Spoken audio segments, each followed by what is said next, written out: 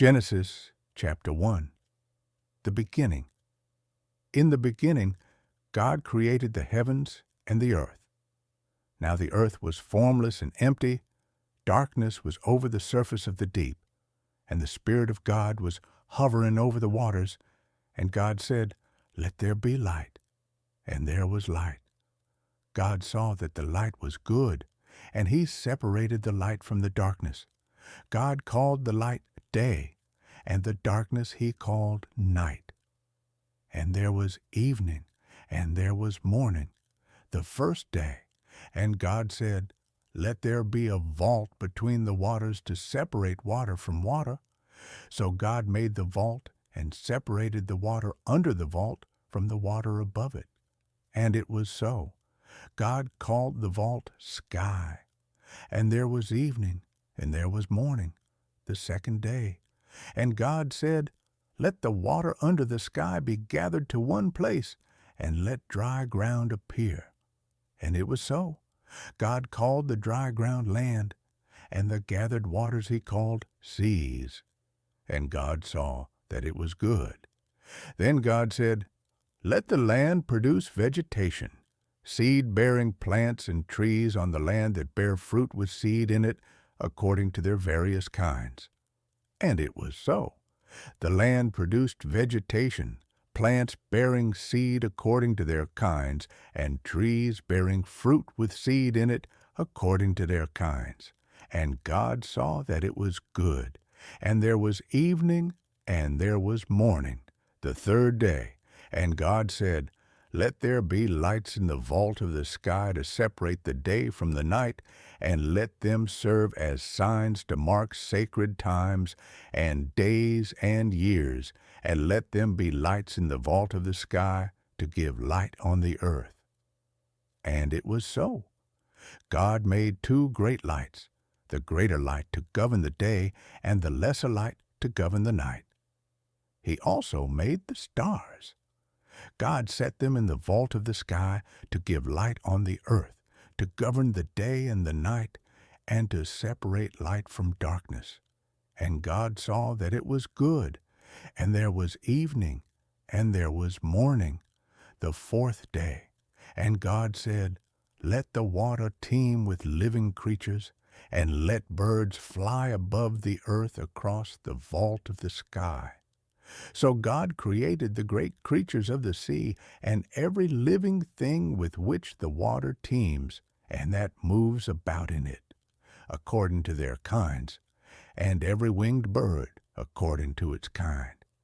And God saw that it was good. God blessed them and said, "Be fruitful and increase in number, and fill the water in the seas, and let the birds increase on the earth." And there was evening, and there was morning, the fifth day.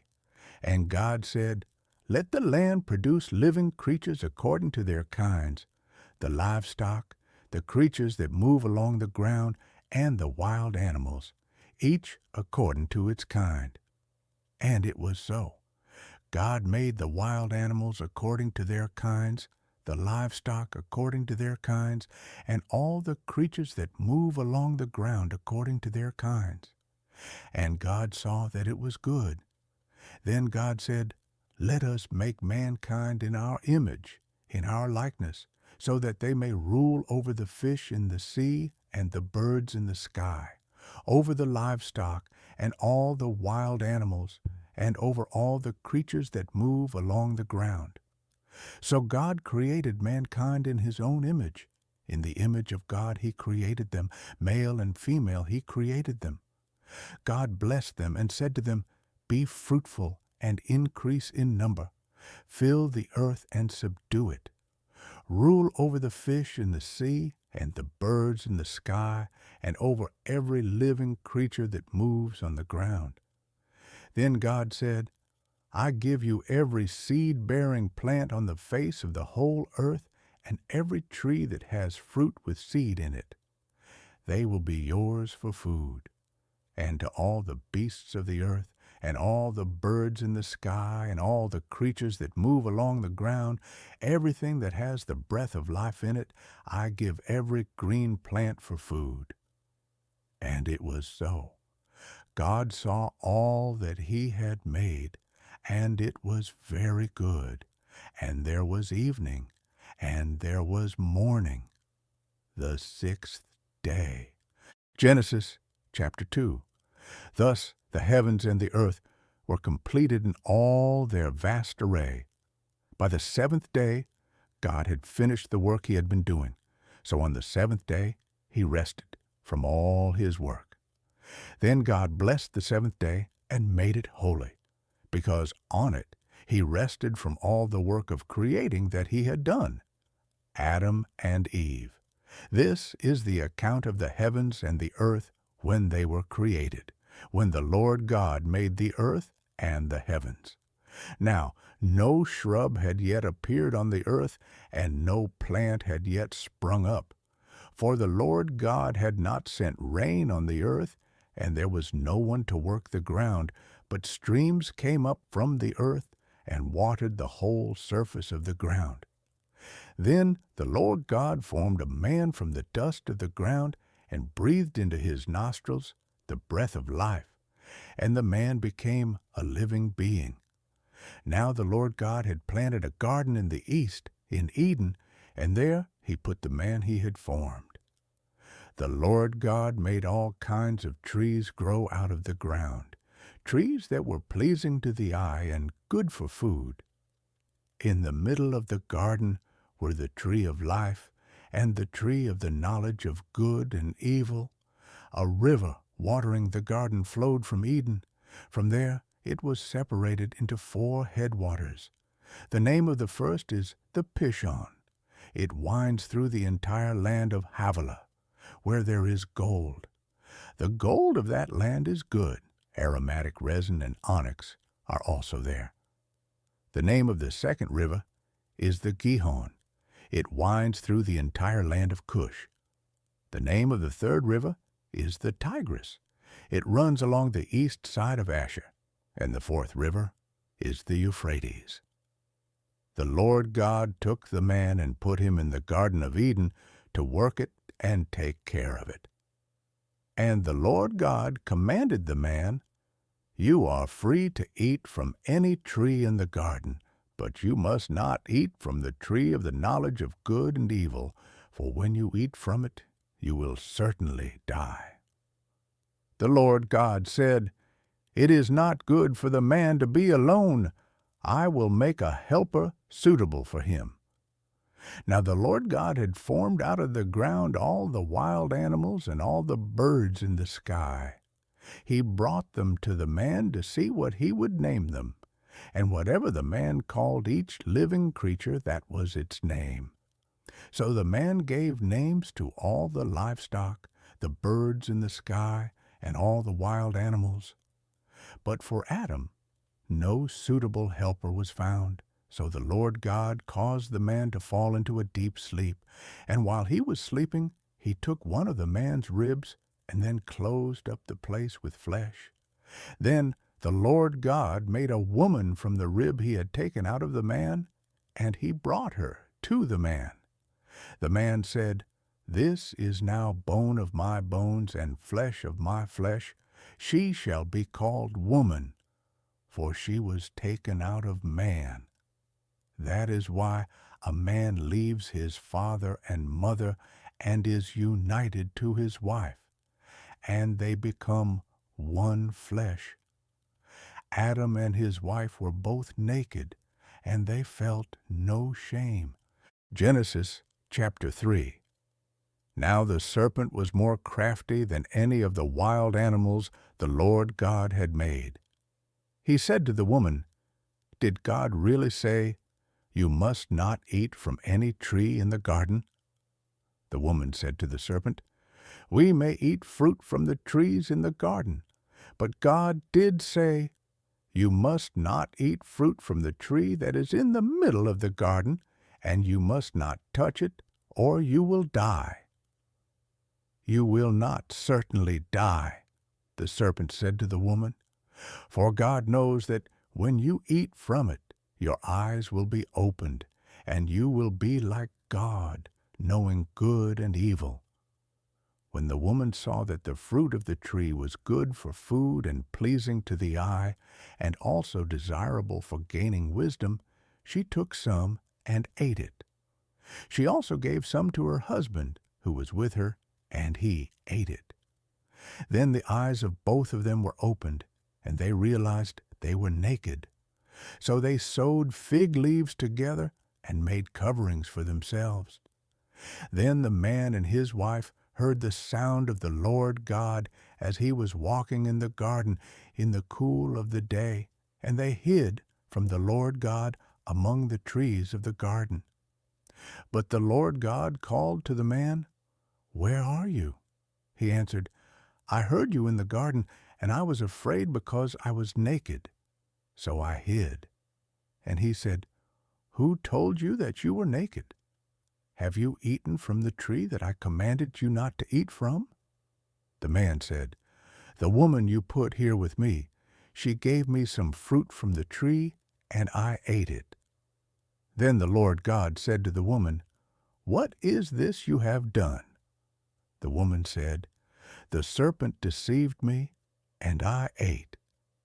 So the Lord God said to the serpent, "Because you have done this, cursed are you above all livestock and all wild animals. You will crawl on your belly, and you will eat dust all the days of your life. And I will put enmity between you and the woman, and between your offspring and hers. He will crush your head, and you will strike his heel." To the woman he said, "I will make your pains in childbearing very severe. With painful labor you will give birth to children. Your desire will be for your husband, and he will rule over you." To Adam he said, "Because you listened to your wife and ate fruit from the tree about which I commanded you, you must not eat from it. Cursed is the ground because of you. Through painful toil you will eat food from it all the days of your life. It will produce thorns and thistles for you, and you will eat the plants of the field. By the sweat of your brow you will eat your food until you return to the ground, since from it you were taken. For dust you are, and to dust you will return." Adam named his wife Eve because she would become the mother of all the living. The Lord God made garments of skin for Adam and his wife and clothed them. And the Lord God said, "The man has now become like one of us, knowing good and evil. He must not be allowed to reach out his hand and take also from the tree of life and eat, and live forever." So the Lord God banished him from the Garden of Eden to work the ground from which he had been taken. After he drove the man out, he placed on the east side of the Garden of Eden cherubim and a flaming sword flashing back and forth to guard the way to the tree of life. Genesis chapter 4. Cain and Abel. Adam made love to his wife Eve, and she became pregnant and gave birth to Cain. She said, "With the help of the Lord I have brought forth a man." Later she gave birth to his brother Abel. Now Abel kept flocks, and Cain worked the soil. In the course of time, Cain brought some of the fruits of the soil as an offering to the Lord, and Abel also brought an offering, fat portions from some of the firstborn of his flock. The Lord looked with favor on Abel and his offering, but on Cain and his offering he did not look with favor. So Cain was very angry, and his face was downcast. Then the Lord said to Cain, "Why are you angry? Why is your face downcast? If you do what is right, will you not be accepted? But if you do not do what is right, sin is crouching at your door. It desires to have you, but you must rule over it." Now Cain said to his brother Abel, "Let's go out to the field." While they were in the field, Cain attacked his brother Abel and killed him. Then the Lord said to Cain, "Where is your brother Abel?" "I don't know," he replied. "Am I my brother's keeper?" The Lord said, what have you done? Listen, your brother's blood cries out to me from the ground. Now you are under a curse and driven from the ground, which opened its mouth to receive your brother's blood from your hand. When you work the ground, it will no longer yield its crops for you. You will be a restless wanderer on the earth. Cain said to the Lord, my punishment is more than I can bear. Today you are driving me from the land, and I will be hidden from your presence. I will be a restless wanderer on the earth, and whoever finds me will kill me. But the Lord said to him, not so. Anyone who kills Cain will suffer vengeance 7 times over. Then the Lord put a mark on Cain, so that no one who found him would kill him. So Cain went out from the Lord's presence and lived in the land of Nod, east of Eden. Cain made love to his wife, and she became pregnant and gave birth to Enoch. Cain was then building a city, and he named it after his son Enoch. To Enoch was born Irad, and Irad was the father of Mehujael, and Mehujael was the father of Methushael, and Methushael was the father of Lamech. Lamech married 2 women, one named Ada and the other Zillah. Ada gave birth to Jabal. He was the father of those who live in tents and raise livestock. His brother's name was Jubal. He was the father of all who play stringed instruments and pipes. Zillah also had a son, Tubal-Cain, who forged all kinds of tools out of bronze and iron. Tubal-Cain's sister was Naamah. Lamech said to his wives, Ada and Zillah, listen to me. Wives of Lamech, hear my words. I have killed a man for wounding me, a young man for injuring me. If Cain is avenged 7 times, then Lamech 77 times. Adam made love to his wife again, and she gave birth to a son and named him Seth, saying, God has granted me another child in place of Abel, since Cain killed him. Seth also had a son, and he named him Enosh. At that time, people began to call on the name of the Lord. Genesis chapter 5, from Adam to Noah. This is the written account of Adam's family line. When God created mankind, he made them in the likeness of God.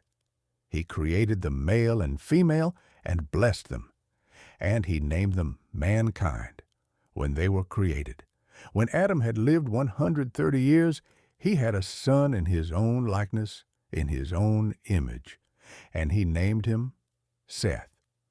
After Seth was born, Adam lived 800 years and had other sons and daughters. Altogether, Adam lived a total of 930 years, and then he died. When Seth had lived 105 years, he became the father of Enosh. After he became the father of Enosh, Seth lived 807 years and had other sons and daughters. Altogether, Seth lived a total of 912 years, and then he died. When Enosh had lived 90 years, he became the father of Kenan. After he became the father of Kenan, Enosh lived 815 years and had other sons and daughters. Altogether, Enosh lived a total of 905 years, and then he died.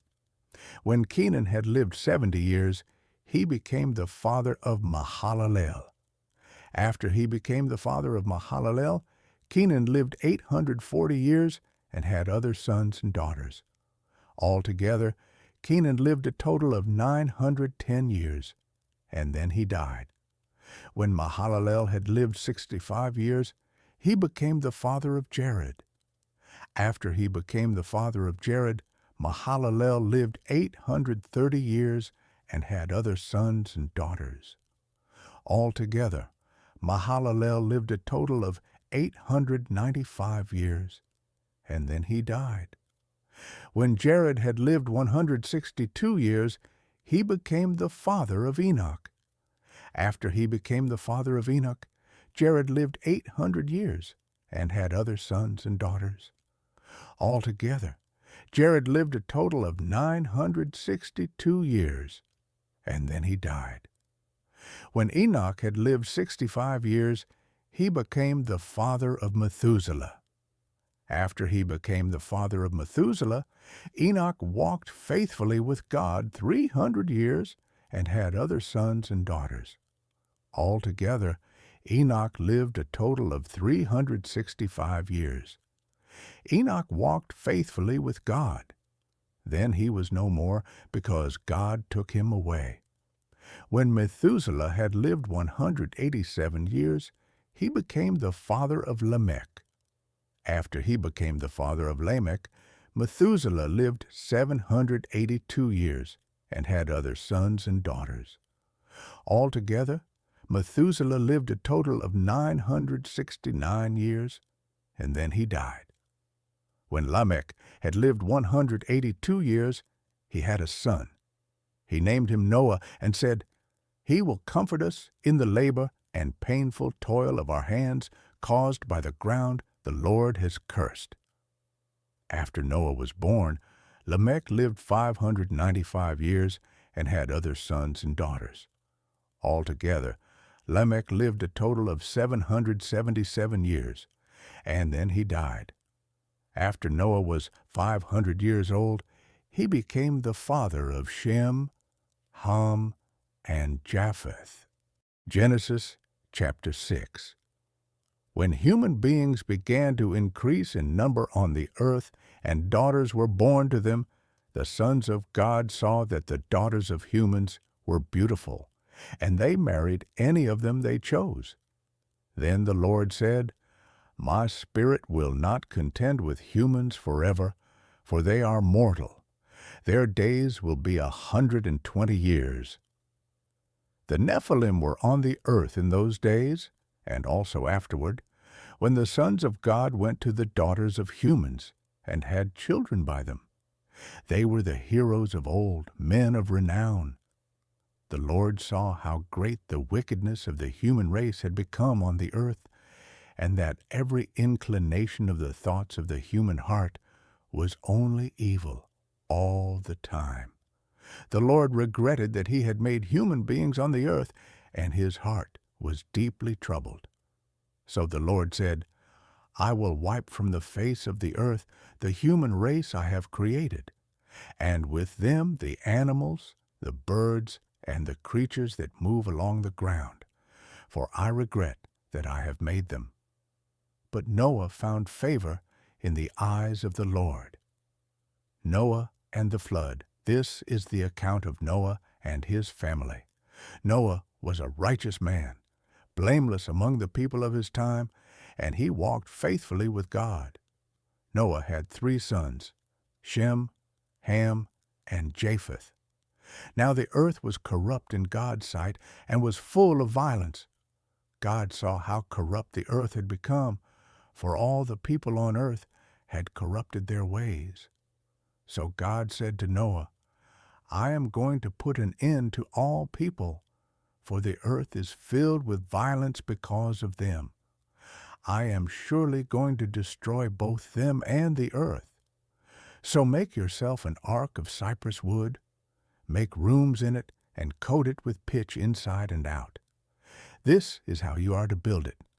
The ark is to be 300 cubits long, 50 cubits wide, and 30 cubits high. Make a roof for it, leaving below the roof an opening 1 cubit high all around. Put a door in the side of the ark and make lower, middle, and upper decks. I am going to bring flood waters on the earth to destroy all life under the heavens, every creature that has the breath of life in it. Everything on earth will perish, but I will establish my covenant with you, and you will enter the ark, you and your sons and your wife and your sons' wives with you. You are to bring into the ark 2 of all living creatures, male and female, to keep them alive with you. 2 of every kind of bird, of every kind of animal, and of every kind of creature that moves along the ground will come to you to be kept alive. You are to take every kind of food that is to be eaten and store it away as food for you and for them. Noah did everything just as God commanded him. Genesis chapter 7. The Lord then said to Noah, "Go into the ark, you and your whole family, because I have found you righteous in this generation. Take with you 7 pairs of every kind of clean animal, a male and its mate, and 1 pair of every kind of unclean animal, a male and its mate, and also 7 pairs of every kind of bird, male and female, to keep their various kinds alive throughout the earth. 7 days from now I will send rain on the earth for 40 days and 40 nights, and I will wipe from the face of the earth every living creature I have made." And Noah did all that the Lord commanded him. Noah was 600 years old when the flood waters came on the earth. And Noah and his sons and his wife and his sons' wives entered the ark to escape the waters of the flood. Pairs of clean and unclean animals, of birds, and of all creatures that move along the ground, male and female, came to Noah and entered the ark, as God had commanded Noah. And after the 7 days the flood waters came on the earth. In the 600th year of Noah's life, on the 17th day of the 2nd month, on that day all the springs of the great deep burst forth, and the floodgates of the heavens were opened, and rain fell on the earth 40 days and 40 nights. On that very day Noah and his sons, Shem, Ham, and Japheth, together with his wife and the wives of his 3 sons, entered the ark. They had with them every wild animal according to its kind, all livestock according to their kinds, every creature that moves along the ground according to its kind, and every bird according to its kind, everything with wings. Pairs of all creatures that have the breath of life in them came to Noah and entered the ark. The animals going in were male and female of every living thing, as God had commanded Noah. Then the Lord shut him in. For 40 days the flood kept coming on the earth, and as the waters increased, they lifted the ark high above the earth. The waters rose and increased greatly on the earth, and the ark floated on the surface of the water. They rose greatly on the earth, and all the high mountains under the entire heavens were covered. The waters rose and covered the mountains to a depth of more than 15 cubits. Every living thing that moved on land perished: birds, livestock, wild animals, all the creatures that swarm over the earth, and all mankind. Everything on dry land that had the breath of life in its nostrils died. Every living thing on the face of the earth was wiped out. People and animals and the creatures that move along the ground and the birds were wiped from the earth. Only Noah was left, and those with him in the ark. The waters flooded the earth for 150 days. Genesis chapter 8. But God remembered Noah and all the wild animals and the livestock that were with him in the ark, and he sent a wind over the earth, and the waters receded. Now the springs of the deep and the floodgates of the heavens had been closed, and the rain had stopped falling from the sky. The water receded steadily from the earth. At the end of the 150 days, the water had gone down, and on the 17th day of the 7th month, the ark came to rest on the mountains of Ararat. The waters continued to recede until the 10th month, and on the 1st day of the 10th month, the tops of the mountains became visible. After 40 days, Noah opened a window he had made in the ark and sent out a raven, and it kept flying back and forth until the water had dried up from the earth. Then he sent out a dove to see if the water had receded from the surface of the ground. But the dove could find nowhere to perch, because there was water over all the surface of the earth. So it returned to Noah in the ark. He reached out his hand and took the dove and brought it back to himself in the ark. He waited 7 more days and again sent out the dove from the ark. When the dove returned to him in the evening, there in its beak was a freshly plucked olive leaf. Then Noah knew that the water had receded from the earth. He waited 7 more days and sent the dove out again, but this time it did not return to him. By the first day of the first month of Noah's 601st year, the water had dried up from the earth. Noah then removed the covering from the ark and saw that the surface of the ground was dry. By the 27th day of the second month, the earth was completely dry. Then God said to Noah, "Come out of the ark, you and your wife and your sons and their wives. Bring out every kind of living creature that is with you, the birds, the animals, and all the creatures that move along the ground, so they can multiply on the earth and be fruitful and increase in number on it." So Noah came out, together with his sons and his wife and his sons' wives. All the animals and all the creatures that move along the ground and all the birds, everything that moves on land, came out of the ark, one kind after another.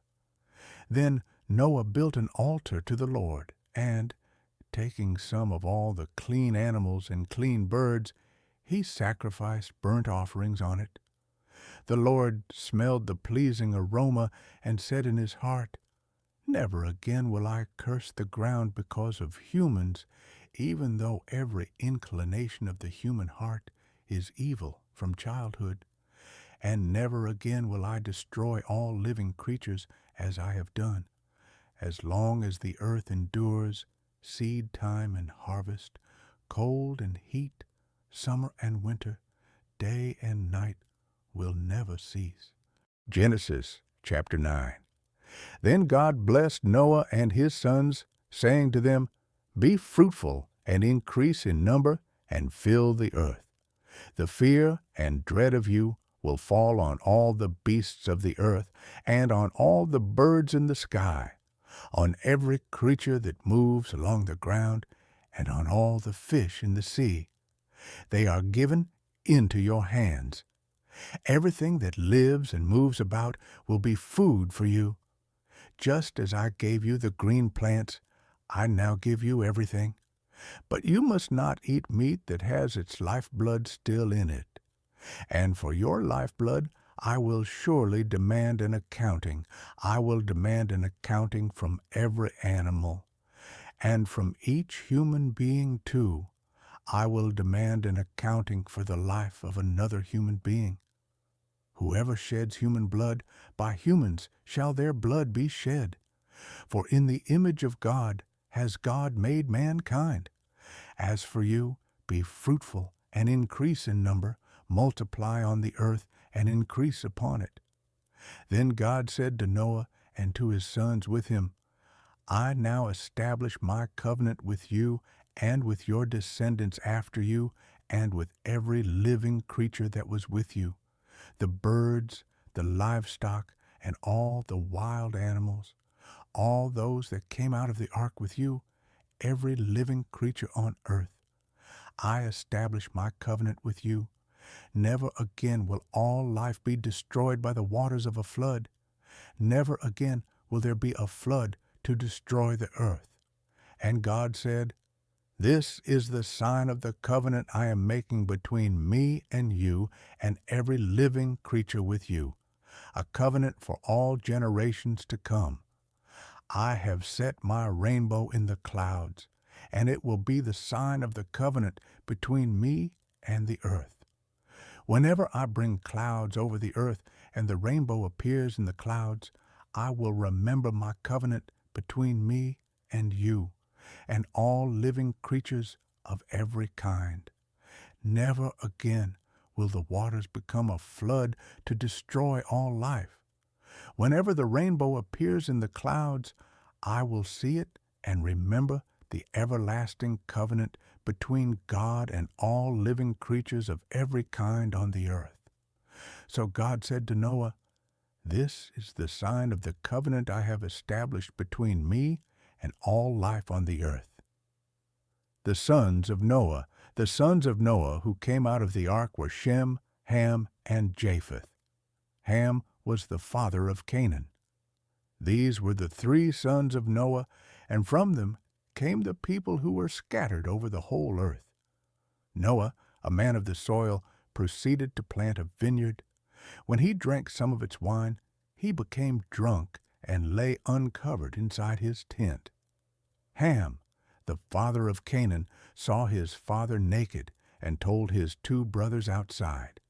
But Shem and Japheth took a garment and laid it across their shoulders.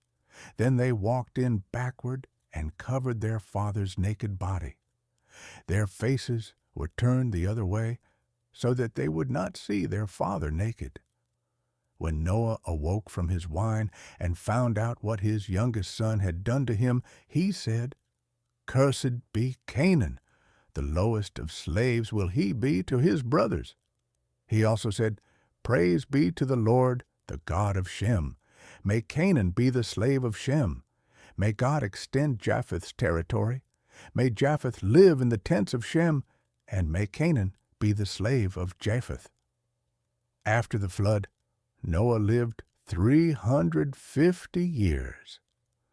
Noah lived a total of 950 years, and then he died. Genesis chapter 10. This is the account of Shem, Ham, and Japheth, Noah's sons, who themselves had sons after the flood. The sons of Japheth: Gomer, Magog, Madai, Javan, Tubal, Meshech, and Tiras. The sons of Gomer: Ashkenaz, Riphath, and Togarmah. The sons of Javan: Elisha, Tarshish, the Kittites, and the Rodanites. From these, the maritime peoples spread out into their territories by their clans within their nations, each with its own language. The sons of Ham: Cush, Egypt, Put, and Canaan. The sons of Cush: Seba, Havilah, Sabta, Ramah, and Sabteka. The sons of Ramah: Sheba and Dedan.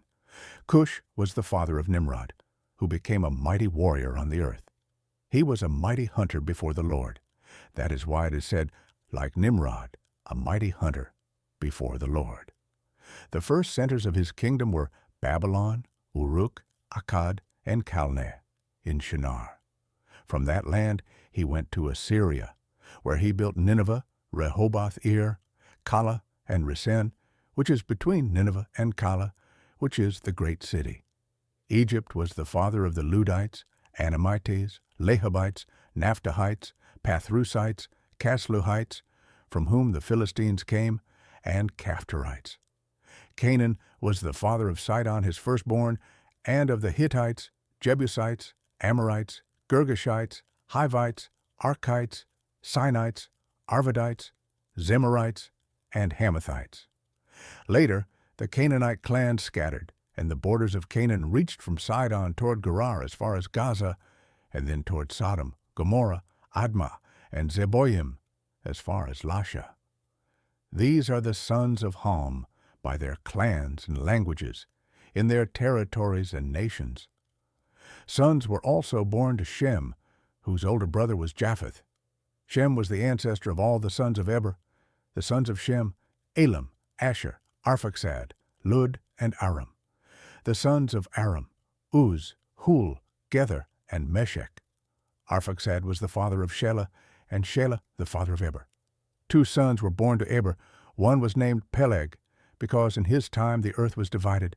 His brother was named Joktan. Joktan was the father of Almodad, Sheleph, Hazarmaveth, Jerah, Hadaram, Uzal, Diklah, Obal, Abimael, Sheba, Ophir, Havilah, and Jobab. All these were sons of Joktan. The region where they lived stretched from Mesha toward Sephar. in the eastern hill country. These are the sons of Shem by their clans and languages, in their territories and nations. These are the clans of Noah's sons, according to their lines of descent within their nations. From these the nations spread out over the earth after the flood. Genesis chapter 11. Now the whole world had one language and a common speech. As people moved eastward, they found a plain in Shinar and settled there. They said to each other, "Come, let's make bricks and bake them thoroughly." They used brick instead of stone and tar for mortar. Then they said, "Come, let us build ourselves a city with a tower that reaches to the heavens, so that we may make a name for ourselves. Otherwise, we will be scattered over the face of the whole earth." But the Lord came down to see the city and the tower the people were building. The Lord said, "If as one people speaking the same language they have begun to do this, then nothing they plan to do will be impossible for them. Come, let us go down and confuse their language, so they will not understand each other." So the Lord scattered them from there over all the earth, and they stopped building the city. That is why it was called Babel, because there the Lord confused the language of the whole world. From there the Lord scattered them over the face of the whole earth. This is the account of Shem's family line. 2 years after the flood, when Shem was 100 years old, he became the father of Arphaxad. And after he became the father of Arphaxad, Shem lived 500 years and had other sons and daughters. When Arphaxad had lived 35 years, he became the father of Shelah. And after he became the father of Shelah, Arphaxad lived 403 years and had other sons and daughters. When Shelah had lived 30 years, he became the father of Eber. And after he became the father of Eber, Shelah lived 403 years and had other sons and daughters. When Eber had lived 34 years, he became the father of Peleg. And after he became the father of Peleg, Eber lived 430 years and had other sons and daughters. When Peleg had lived 30 years, he became the father of Reu. And after he became the father of Reu, Peleg lived 209 years and had other sons and daughters. When Reu had lived 32 years, he became the father of Serug. And after he became the father of Serug, Reu lived 207 years and had other sons and daughters. When Serug had lived 30 years, he became the father of Nahor. And after he became the father of Nahor, Serug lived 200 years and had other sons and daughters. When Nahor had lived 29 years, he became the father of Terah. And after he became the father of Terah, Nahor lived 119 years and had other sons and daughters. After Terah had lived 70 years, he became the father of Abram, Nahor, and Haran. This is the account of Terah's family line.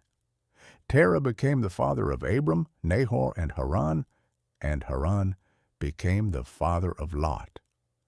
While his father Terah was still alive, Haran died in Ur of the Chaldeans, in the land of his birth. Abram and Nahor both married. The name of Abram's wife was Sarai, and the name of Nahor's wife was Milcah. She was the daughter of Haran, the father of both Milcah and Iscah. Now Sarai was childless, because she was not able to conceive. Terah took his son Abram, his grandson Lot, son of Haran, and his daughter-in-law Sarai, the wife of his son Abram, and together they set out from Ur of the Chaldeans to go to Canaan. But when they came to Haran, they settled there. Terah lived 205 years, and he died in Haran. Genesis chapter 12. The Lord had said to Abram, "Go from your country, your people, and your father's household to the land I will show you. I will make you into a great nation, and I will bless you. I will make your name great, and you will be a blessing. I will bless those who bless you, and whoever curses you, I will curse, and all peoples on earth will be blessed through you." So Abram went, as the Lord had told him, and Lot went with him. Abram was 75 years old when he set out from Haran. He took his wife Sarai, his nephew Lot, all the possessions they had accumulated, and the people they had acquired in Haran, and they set out for the land of Canaan, and they arrived there. Abram traveled through the land as far as the site of the great tree of Moreh at Shechem. At that time the Canaanites were in the land. The Lord appeared to Abram and said, "To your offspring I will give this land." So he built an altar there to the Lord who had appeared to him. From there he went on toward the hills east of Bethel and pitched his tent, with Bethel on the west and Ai on the east. There he built an altar to the Lord and called on the name of the Lord. Then Abram set out and continued toward the Negev. Now there was a famine in the land, and Abram went down to Egypt to live there for a while because the famine was severe.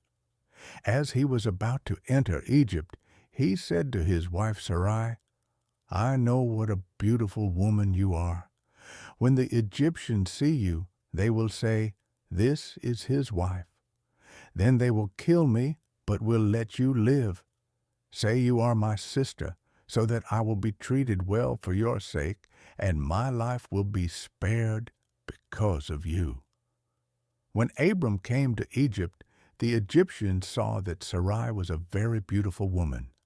And when Pharaoh's officials saw her, they praised her to Pharaoh, and she was taken into his palace. He treated Abram well for her sake, and Abram acquired sheep and cattle, male and female donkeys, male and female servants, and camels. But the Lord inflicted serious diseases on Pharaoh and his household because of Abram's wife Sarai. So Pharaoh summoned Abram. "What have you done to me?" he said. "Why didn't you tell me she was your wife? Why did you say, 'She is my sister,' so that I took her to be my wife? Now then, here is your wife. Take her and go." Then Pharaoh gave orders about Abram to his men, and they sent him on his way with his wife and everything he had. Genesis chapter 13. So Abram went up from Egypt to the Negev, with his wife and everything he had, and Lot went with him. Abram had become very wealthy in livestock and in silver and gold. From the Negev he went from place to place until he came to Bethel, to the place between Bethel and Ai, where his tent had been earlier and where he had first built an altar. There Abram called on the name of the Lord. Now Lot, who was moving about with Abram, also had flocks and herds and tents. But the land could not support them while they stayed together, for their possessions were so great that they were not able to stay together, and quarreling arose between Abram's herders and Lot's. The Canaanites and Perizzites were also living in the land at that time. So Abram said to Lot, "Let's not have any quarreling between you and me, or between your herders and mine, for we are close relatives. Is not the whole land before you? Let's part company. If you go to the left, I'll go to the right. If you go to the right, I'll go to the left." Lot looked around and saw that the whole plain of the Jordan toward Zoar was well watered, like the garden of the Lord, like the land of Egypt. This was before the Lord destroyed Sodom and Gomorrah. So Lot chose for himself the whole plain of the Jordan and set out toward the east. The two men parted company. Abram lived in the land of Canaan, while Lot lived among the cities of the plain and pitched his tents near Sodom. Now the people of Sodom were wicked and were sinning greatly against the Lord. The Lord said to Abram after Lot had parted from him, "Look around from where you are, to the north and south, to the east and west. All the land that you see I will give to you and your offspring forever. I will make your offspring like the dust of the earth, so that if anyone could count the dust, then your offspring could be counted. Go, walk through the length and breadth of the land, for I am giving it to you." So Abram went to live near the great trees of Mamre at Hebron, where he pitched his tents. There he built an altar to the Lord. Genesis chapter 14. At the time when Amraphel was king of Shinar, Arioch king of Elasar, Kedorlaomer king of Elam, and Tidal king of Goyim, these kings went to war against Bera, king of Sodom, Birsha king of Gomorrah, Shinab king of Admah, Shemeba king of Zeboim, and the king of Bela, that is, Zoar. All these latter kings joined forces in the valley of Siddim, that is, the Dead Sea Valley. For 12 years they had been subject to Kedorlaomer, but in the 13th year they rebelled. In the 14th year, Kedorlaomer and the kings allied with him went out and defeated the Rephaites in Ashtaroth Karnaim, the Zuzites in Ham, the Emites in Shaveh Kiriathaim, and the Horites in the hill country of Seir, as far as El Paran, near the desert. Then they turned back and went to En-Mishpat, that is, Kadesh, and they conquered the whole territory of the Amalekites, as well as the Amorites, who were living in Hazazon Tamar. Then the king of Sodom, the king of Gomorrah, the king of Admah, the king of Zeboim, and the king of Bela, that is, Zoar, marched out and drew up their battle lines in the valley of Siddim against Kedorlaomer, king of Elam, Tidal king of Goyim, Amraphel king of Shinar, and Arioch king of Elasar, 4 kings against 5. Now the valley of Siddim was full of tar pits, and when the kings of Sodom and Gomorrah fled, some of the men fell into them, and the rest fled to the hills. The 4 kings seized all the goods of Sodom and Gomorrah and all their food. Then they went away. They also carried off Abram's nephew Lot and his possessions, since he was living in Sodom. A man who had escaped came and reported this to Abram the Hebrew. Now Abram was living near the great trees of Mamre the Amorite, a brother of Eshcol and Aner, all of whom were allied with Abram. When Abram heard that his relative had been taken captive, he called out the 318 trained men born in his household and went in pursuit as far as Dan. During the night, Abram divided his men to attack them, and he routed them, pursuing them as far as Hobah, north of Damascus. He recovered all the goods and brought back his relative Lot and his possessions, together with the women and the other people. After Abram returned from defeating Kedorlaomer and the kings allied with him, the king of Sodom came out to meet him in the valley of Shaveh, that is, the king's valley. Then Melchizedek, king of Salem, brought out bread and wine. He was priest of God Most High, and he blessed Abram, saying, "Blessed be Abram by God Most High, creator of heaven and earth, and praise be to God Most High, who delivered your enemies into your hand." Then Abram gave him 1/10 of everything. The king of Sodom said to Abram, "Give me the people, and keep the goods for yourself." But Abram said to the king of Sodom, "With raised hand I have sworn an oath to the Lord, God Most High, Creator of heaven and earth, that I will accept nothing belonging to you, not even a thread or the strap of a sandal, so that you will never be able to say, I made Abram rich. I will accept nothing but what my men have eaten, and the share that belongs to the men who went with me, to Aner, Eshcol, and Mamre. Let them have their share. Genesis chapter 15. After this, the word of the Lord came to Abram in a vision. Do not be afraid, Abram. I am your shield, your very great reward. But Abram said, Sovereign Lord, what can you give me since I remain childless, and the one who will inherit my estate is Eliezer of Damascus? And Abram said, You have given me no children, so a servant in my household will be my heir. Then the word of the Lord came to him, This man will not be your heir, but a son who is your own flesh and blood will be your heir. He took him outside and said, Look up at the sky and count the stars, if indeed you can count them. Then he said to him, So shall your offspring be. Abram believed the Lord, and he credited it to him as righteousness. He also said to him, I am the Lord, who brought you out of Ur of the Chaldeans to give you this land to take possession of it. But Abram said, Sovereign Lord, how can I know that I will gain possession of it?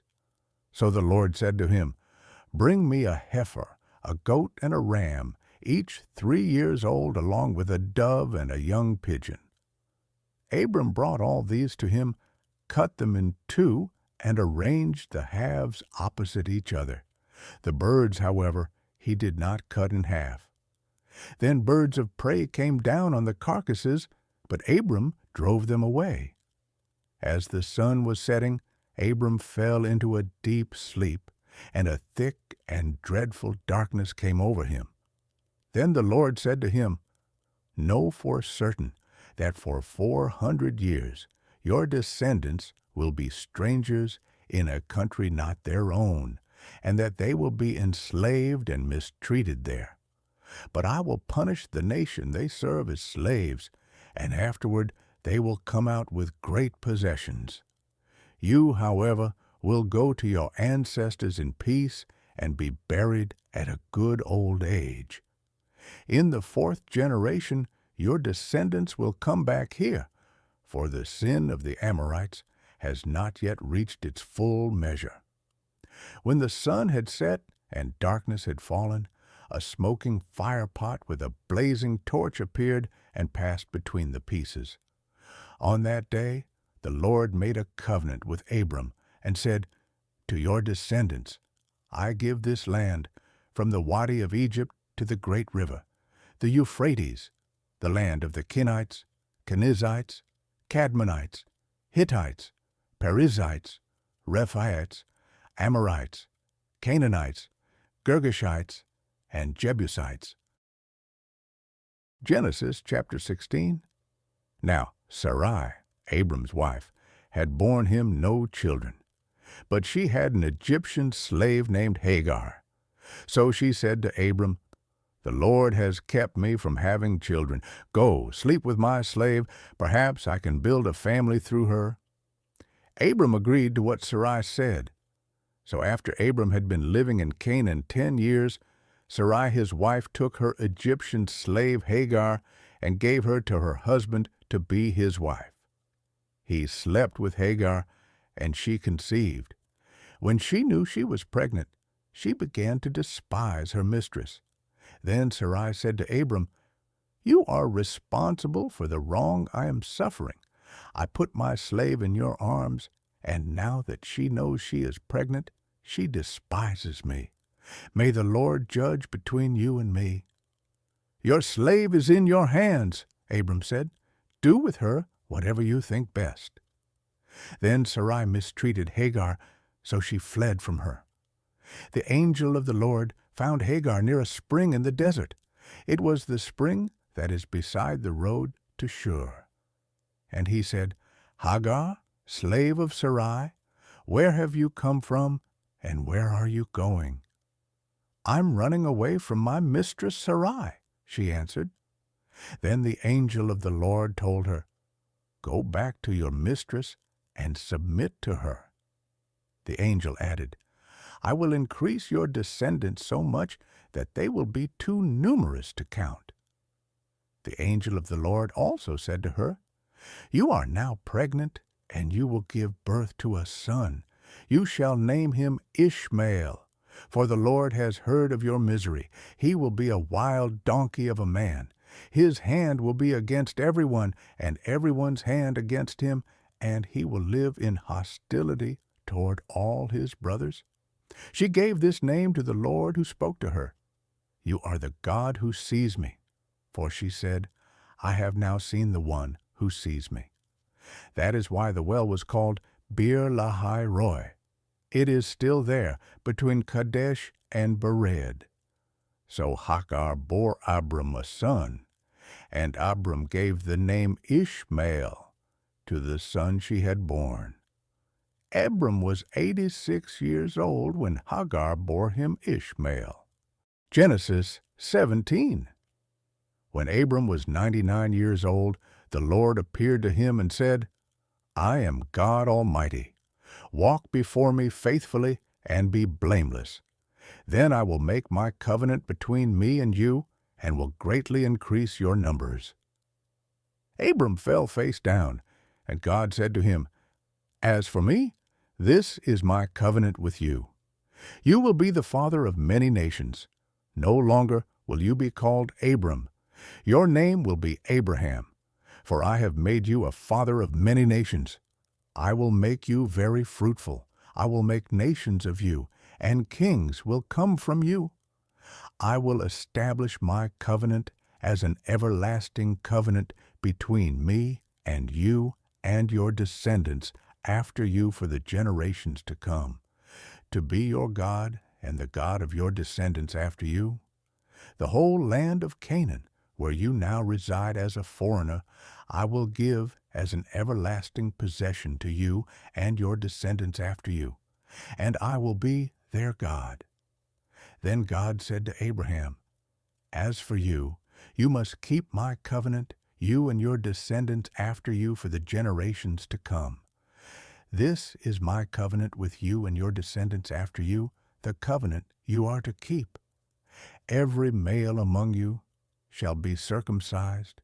You are to undergo circumcision, and it will be the sign of the covenant between me and you. For the generations to come, every male among you who is 8 days old must be circumcised, including those born in your household or bought with money from a foreigner, those who are not your offspring. Whether born in your household or bought with your money, they must be circumcised. My covenant in your flesh is to be an everlasting covenant. Any uncircumcised male who has not been circumcised in the flesh will be cut off from his people. He has broken my covenant." God also said to Abraham, "As for Sarai your wife, you are no longer to call her Sarai. Her name will be Sarah. I will bless her and will surely give you a son by her. I will bless her so that she will be the mother of nations. Kings of peoples will come from her."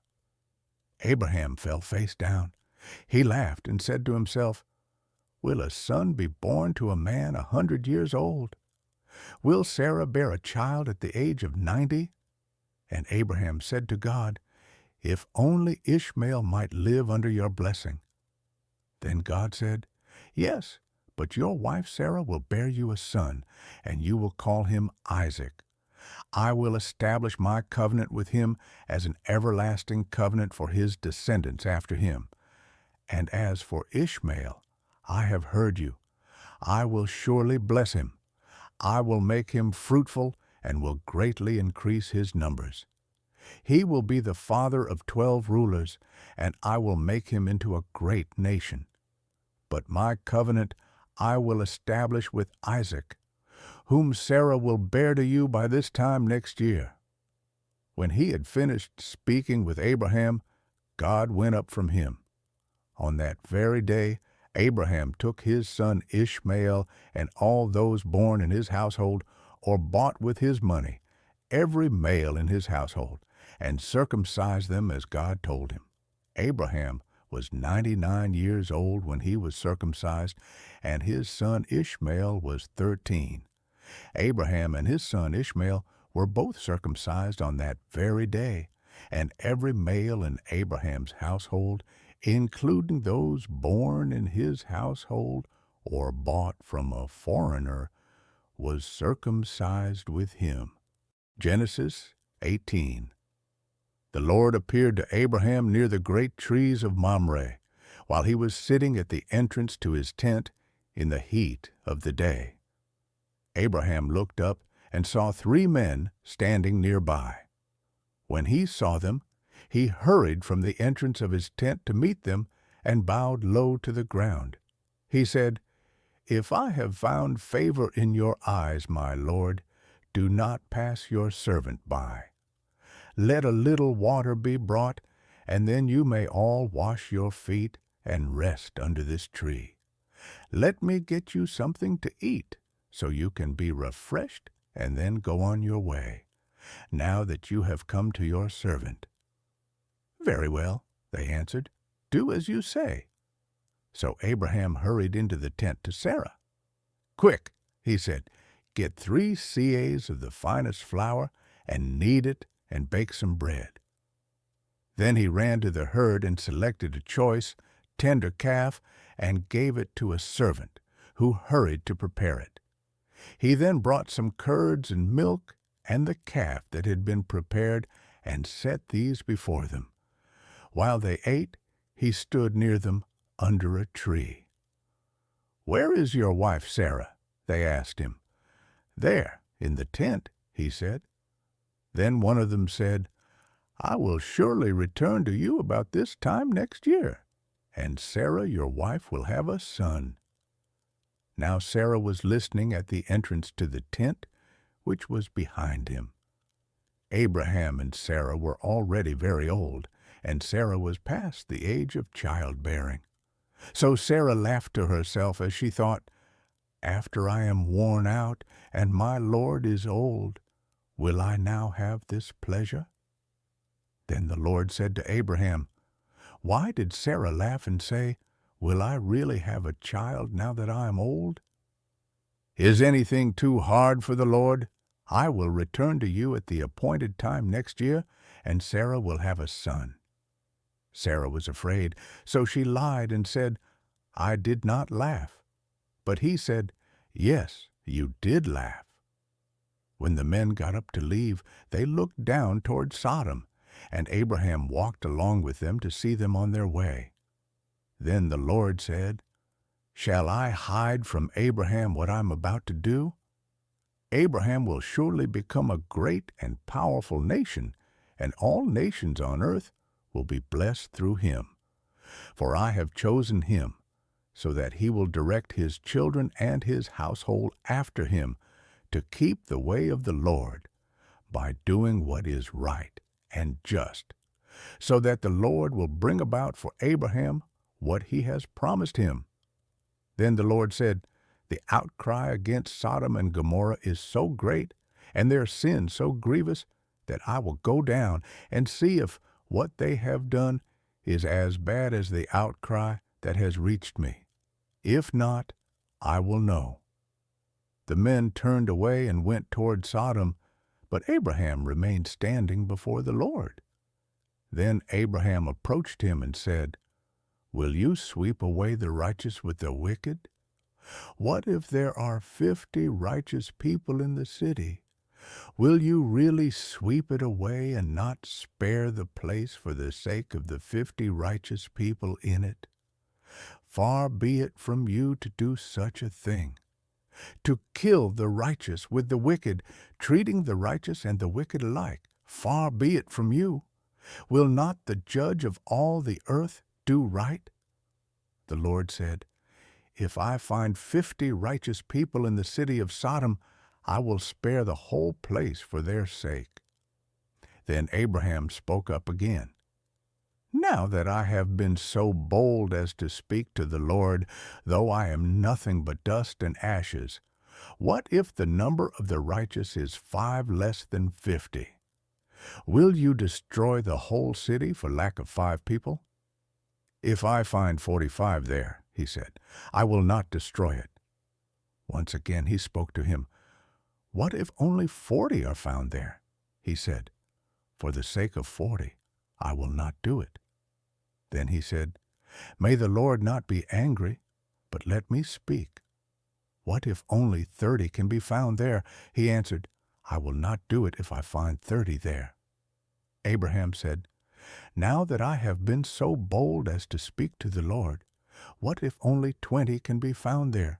He said, For the sake of 20, I will not destroy it.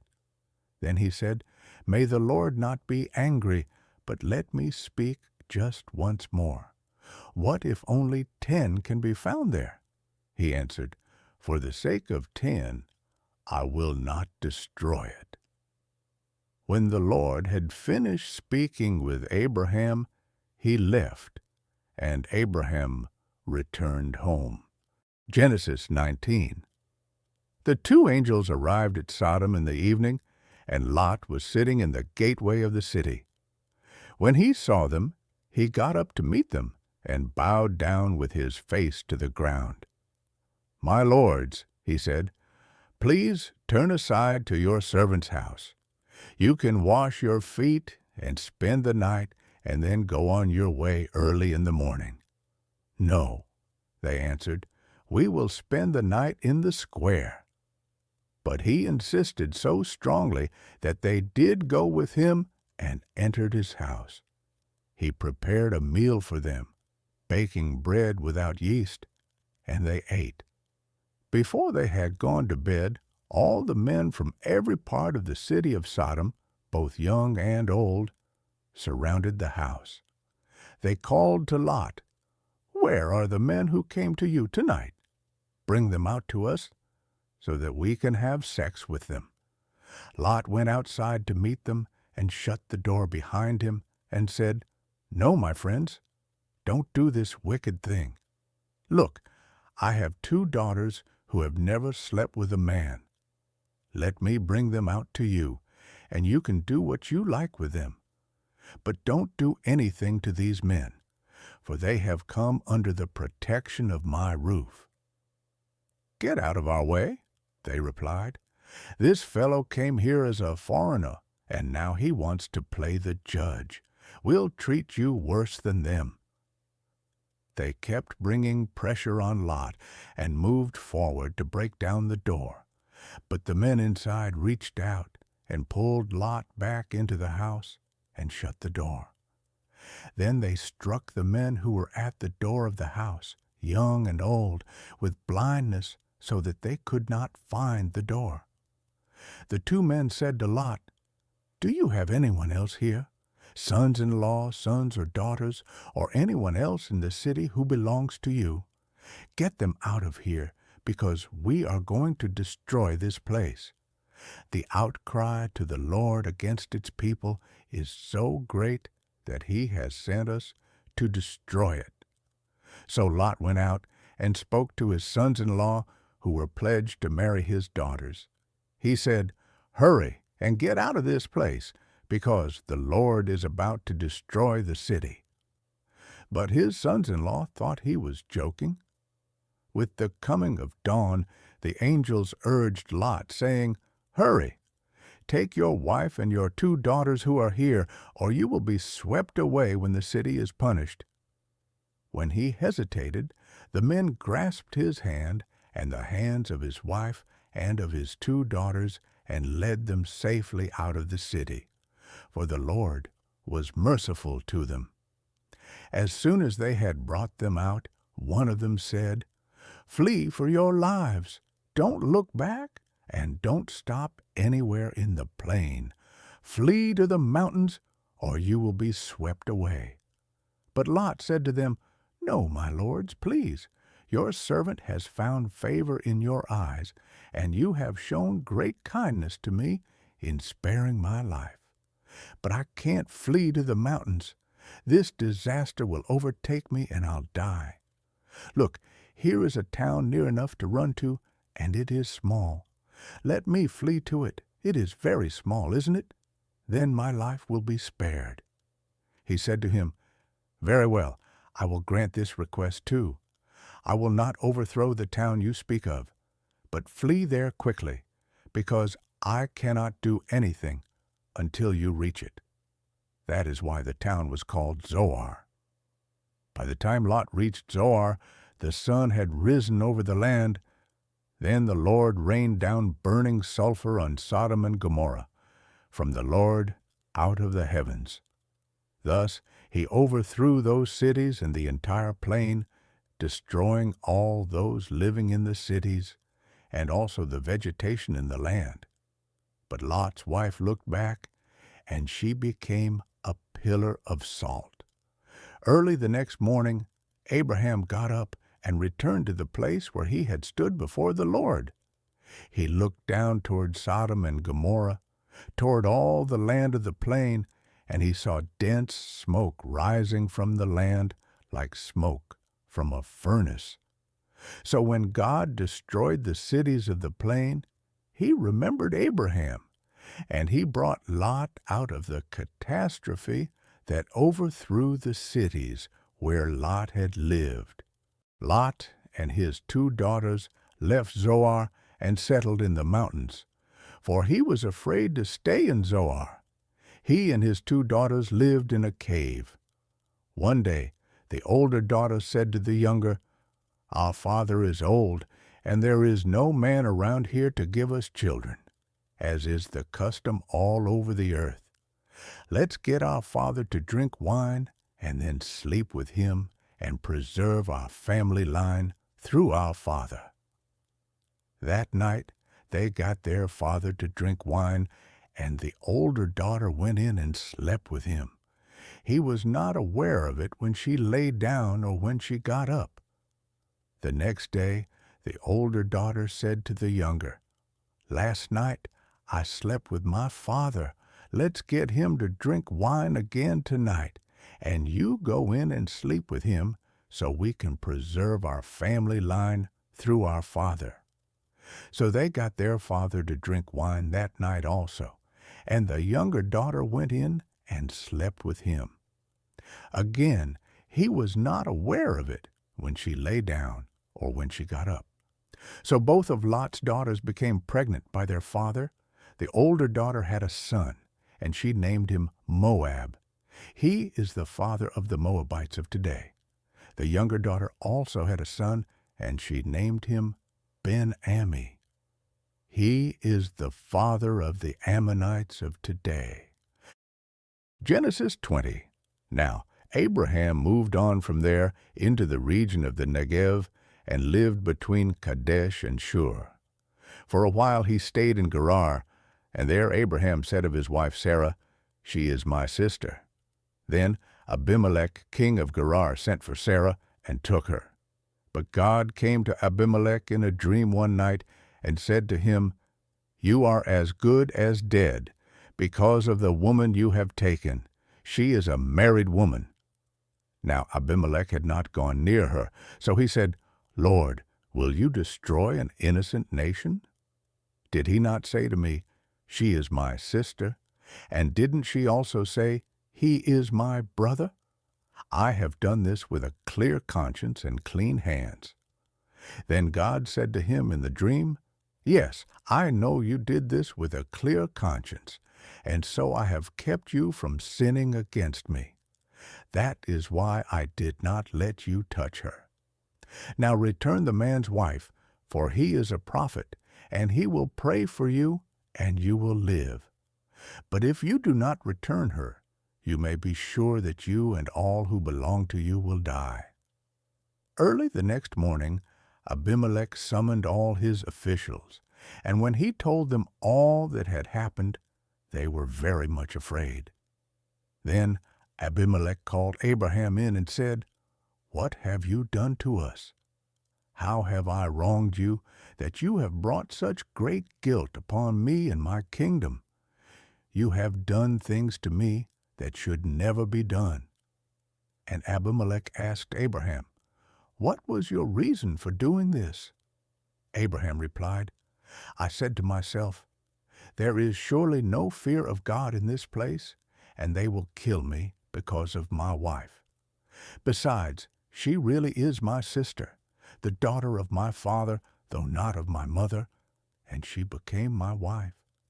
And when God had me wander from my father's household, I said to her, 'This is how you can show your love to me. Everywhere we go, say of me, he is my brother.' Then Abimelech brought sheep and cattle and male and female slaves and gave them to Abraham, and he returned Sarah his wife to him. And Abimelech said, 'My land is before you, live wherever you like.' To Sarah he said, 'I am giving your brother 1,000 shekels of silver. This is to cover the offense against you before all who are with you. You are completely vindicated.' Then Abraham prayed to God, and God healed Abimelech, his wife, and his female slaves, so they could have children again. For the Lord had kept all the women in Abimelech's household from conceiving because of Abraham's wife Sarah. Genesis 21. Now the Lord was gracious to Sarah as he had said, and the Lord did for Sarah what he had promised. Sarah became pregnant and bore a son to Abraham in his old age, at the very time God had promised him. Abraham gave the name Isaac to the son Sarah bore him. When his son Isaac was 8 days old, Abraham circumcised him, as God commanded him. Abraham was 100 years old when his son Isaac was born to him. Sarah said, "God has brought me laughter, and everyone who hears about this will laugh with me." And she added, "Who would have said to Abraham that Sarah would nurse children? Yet I have borne him a son in his old age." The child grew and was weaned, and on the day Isaac was weaned, Abraham held a great feast. But Sarah saw that the son whom Hagar the Egyptian had borne to Abraham was mocking, and she said to Abraham, "Get rid of that slave woman and her son, for that woman's son will never share in the inheritance with my son Isaac." The matter distressed Abraham greatly because it concerned his son. But God said to him, "Do not be so distressed about the boy and your slave woman. Listen to whatever Sarah tells you, because it is through Isaac that your offspring will be reckoned. I will make the son of the slave into a nation also, because he is your offspring." Early the next morning, Abraham took some food and a skin of water and gave them to Hagar. He set them on her shoulders and then sent her off with the boy. She went on her way and wandered in the desert of Beersheba. When the water in the skin was gone, she put the boy under one of the bushes. Then she went off and sat down about a bow shot away, for she thought, "I cannot watch the boy die." And as she sat there, she began to sob. God heard the boy crying, and the angel of God called to Hagar from heaven and said to her, "What is the matter, Hagar? Do not be afraid. God has heard the boy crying as he lies there. Lift the boy up and take him by the hand, for I will make him into a great nation." Then God opened her eyes, and she saw a well of water.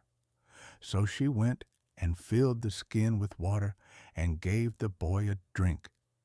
God was with the boy as he grew up. He lived in the desert and became an archer. While he was living in the desert of Paran, his mother got a wife for him from Egypt. At that time, Abimelech and Phicol, the commander of his forces, said to Abraham, "God is with you in everything you do. Now swear to me here before God that you will not deal falsely with me or my children or my descendants. Show to me and the country where you now reside as a foreigner the same kindness I have shown to you." Abraham said, I swear it. Then Abraham complained to Abimelech about a well of water that Abimelech's servants had seized. But Abimelech said, I don't know who has done this. You did not tell me, and I heard about it only today. So Abraham brought sheep and cattle and gave them to Abimelech, and the two men made a treaty. Abraham set apart 7 ewe lambs from the flock, and Abimelech asked Abraham, What is the meaning of these 7 ewe lambs you have set apart by themselves? He replied, Accept these 7 lambs from my hand as a witness that I dug this well. So that place was called Beersheba, because the two men swore an oath there. After the treaty had been made at Beersheba, Abimelech and Phicol, the commander of his forces, returned to the land of the Philistines. Abraham planted a tamarisk tree in Beersheba, and there he called on the name of the Lord, the eternal God. And Abraham stayed in the land of the Philistines for a long time. Genesis 22. Sometime later, God tested Abraham. He said to him, Abraham. Here I am, he replied. Then God said, Take your son, your only son, whom you love, Isaac, and go to the region of Moriah. Sacrifice him there as a burnt offering on a mountain I will show you. Early the next morning, Abraham got up and loaded his donkey. He took with him 2 of his servants and his son Isaac. When he had cut enough wood for the burnt offering, he set out for the place God had told him about. On the 3rd day, Abraham looked up and saw the place in the distance. He said to his servants, Stay here with the donkey while I and the boy go over there. We will worship, and then we will come back to you. Abraham took the wood for the burnt offering and placed it on his son Isaac, and he himself carried the fire and the knife. As the 2 of them went on together, Isaac spoke up and said to his father Abraham, Father? Yes, my son? Abraham replied. The fire and wood are here, Isaac said, but where is the lamb for the burnt offering? Abraham answered, God himself will provide the lamb for the burnt offering, my son. And the 2 of them went on together. When they reached the place God had told him about, Abraham built an altar there and arranged the wood on it. He bound his son Isaac and laid him on the altar on top of the wood. Then he reached out his hand and took the knife to slay his son. But the angel of the Lord called out to him from heaven, Abraham, Abraham. Here I am, he replied. Do not lay a hand on the boy, he said. Do not do anything to him.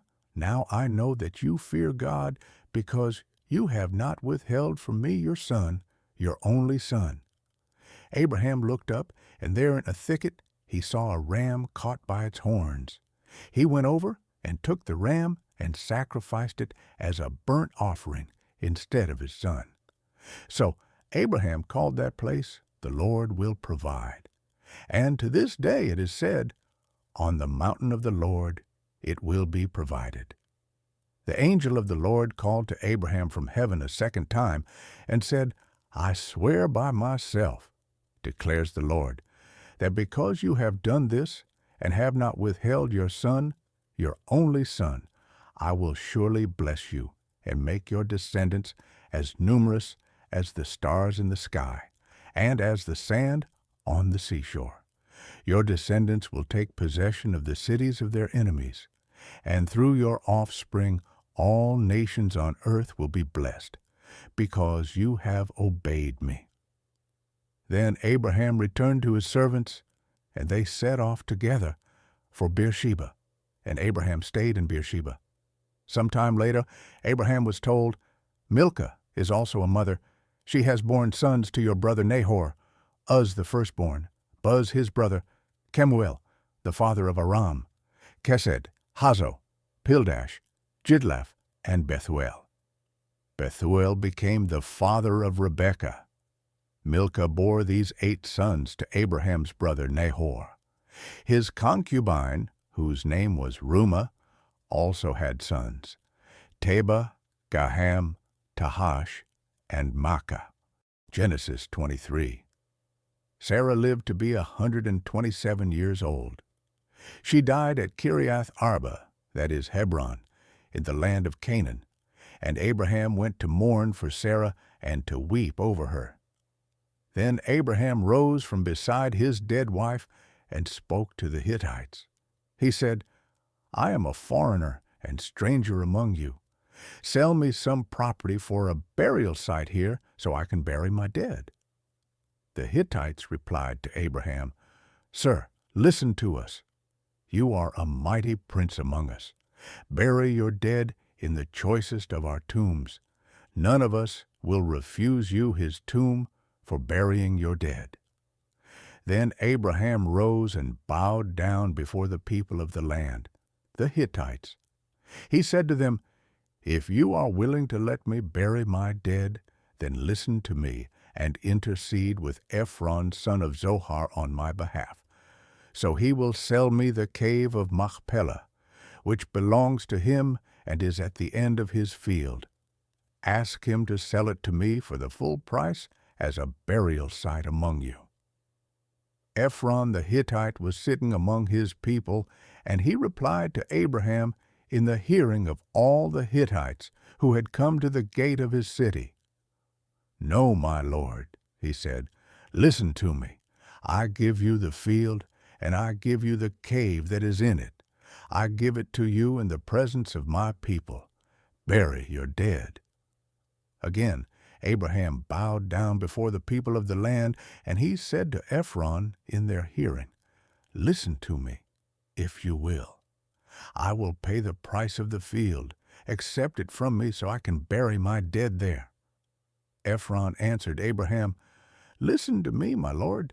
The land is worth 400 shekels of silver, but what is that between you and me? Bury your dead. Abraham agreed to Ephron's terms and weighed out for him the price he had named in the hearing of the Hittites, 400 shekels of silver, according to the weight current among the merchants. So Ephron's field in Machpelah near Mamre, both the field and the cave in it, and all the trees within the borders of the field, was deeded to Abraham as his property in the presence of all the Hittites who had come to the gate of the city. Afterward, Abraham buried his wife Sarah in the cave in the field of Machpelah near Mamre, which is at Hebron in the land of Canaan. So the field and the cave in it were deeded to Abraham by the Hittites as a burial site. Genesis 24. Abraham was now very old, and the Lord had blessed him in every way. He said to the senior servant in his household, the one in charge of all that he had, Put your hand under my thigh. I want you to swear by the Lord, the God of heaven and the God of earth, that you will not get a wife for my son from the daughters of the Canaanites, among whom I am living, but will go to my country and my own relatives and get a wife for my son Isaac. The servant asked him, What if the woman is unwilling to come back with me to this land? Shall I then take your son back to the country you came from? Make sure that you do not take my son back there, Abraham said. The Lord, the God of heaven, who brought me out of my father's household and my native land, and who spoke to me and promised me on oath, saying, To your offspring I will give this land. He will send his angel before you, so that you can get a wife for my son from there. If the woman is unwilling to come back with you, then you will be released from this oath of mine. Only do not take my son back there. So the servant put his hand under the thigh of his master Abraham and swore an oath to him concerning this matter. Then the servant left, taking with him 10 of his master's camels loaded with all kinds of good things from his master. He set out for Aram Naharaim and made his way to the town of Nahor. He had the camels kneel down near the well outside the town. It was toward evening, the time the women go out to draw water. Then he prayed, "Lord, God of my master Abraham, make me successful today and show kindness to my master Abraham. See, I am standing beside this spring, and the daughters of the townspeople are coming out to draw water. May it be that when I say to a young woman, 'Please let down your jar that I may have a drink,' and she says, 'Drink, and I'll water your camels too,' let her be the one you have chosen for your servant Isaac. By this I will know that you have shown kindness to my master." Before he had finished praying, Rebekah came out with her jar on her shoulder. She was the daughter of Bethuel, son of Milcah, who was the wife of Abraham's brother Nahor. The woman was very beautiful, a virgin. No man had ever slept with her. She went down to the spring, filled her jar, and came up again. The servant hurried to meet her and said, "Please, give me a little water from your jar." "Drink, my lord," she said, and quickly lowered the jar to her hands and gave him a drink. After she had given him a drink, she said, "I'll draw water for your camels too, until they have had enough to drink." So she quickly emptied her jar into the trough, ran back to the well to draw more water, and drew enough for all his camels. Without saying a word, the man watched her closely to learn whether or not the Lord had made his journey successful. When the camels had finished drinking, the man took out a gold nose ring weighing a beka and 2 gold bracelets weighing 10 shekels. Then he asked, "Whose daughter are you? Please tell me, is there room in your father's house for us to spend the night?" She answered him, "I am the daughter of Bethuel, the son that Milcah bore to Nahor." And she added, "We have plenty of straw and fodder, as well as room for you to spend the night." Then the man bowed down and worshipped the Lord, saying, "Praise be to the Lord, the God of my master Abraham, who has not abandoned his kindness and faithfulness to my master. As for me, the Lord has led me on the journey to the house of my master's relatives." The young woman ran and told her mother's household about these things. Now, Rebekah had a brother named Laban, and he hurried out to the man at the spring.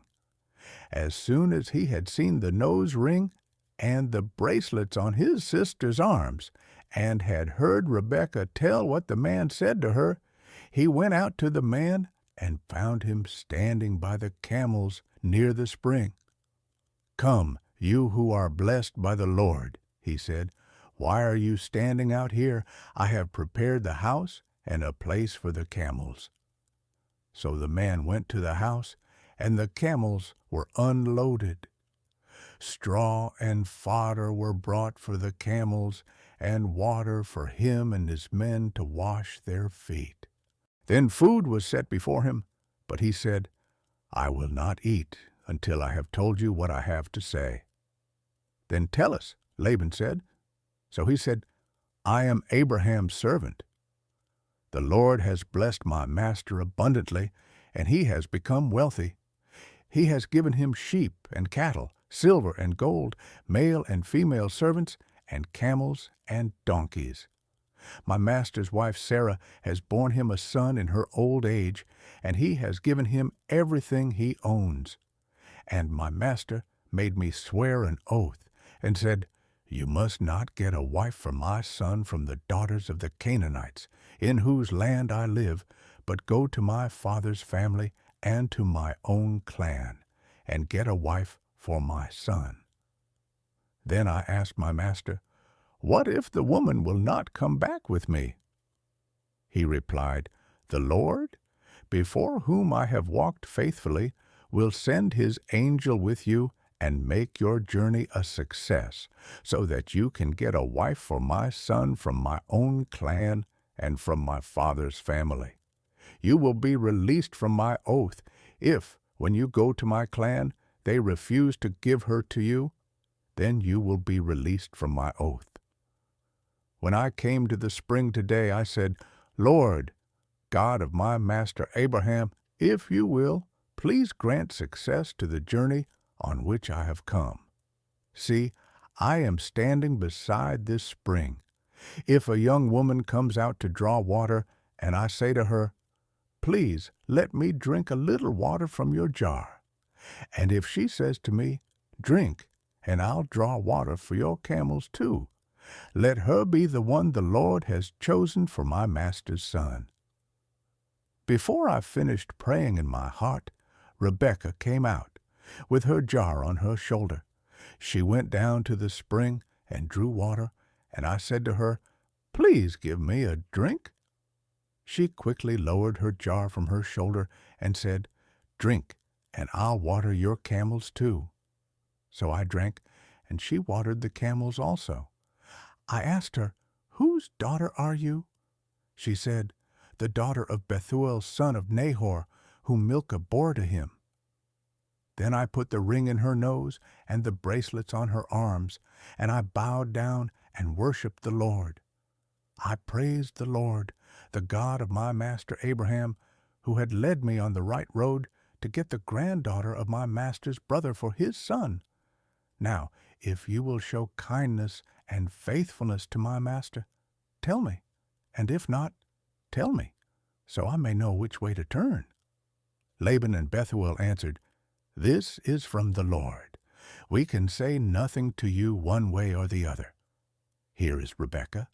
Take her and go, and let her become the wife of your master's son, as the Lord has directed.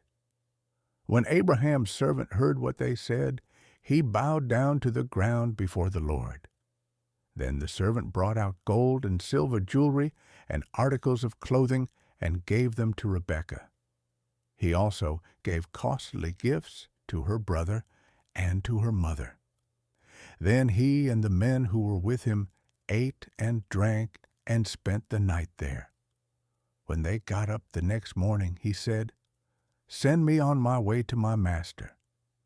But her brother and her mother replied, Let the young woman remain with us 10 days or so, then you may go. But he said to them, Do not detain me, now that the Lord has granted success to my journey.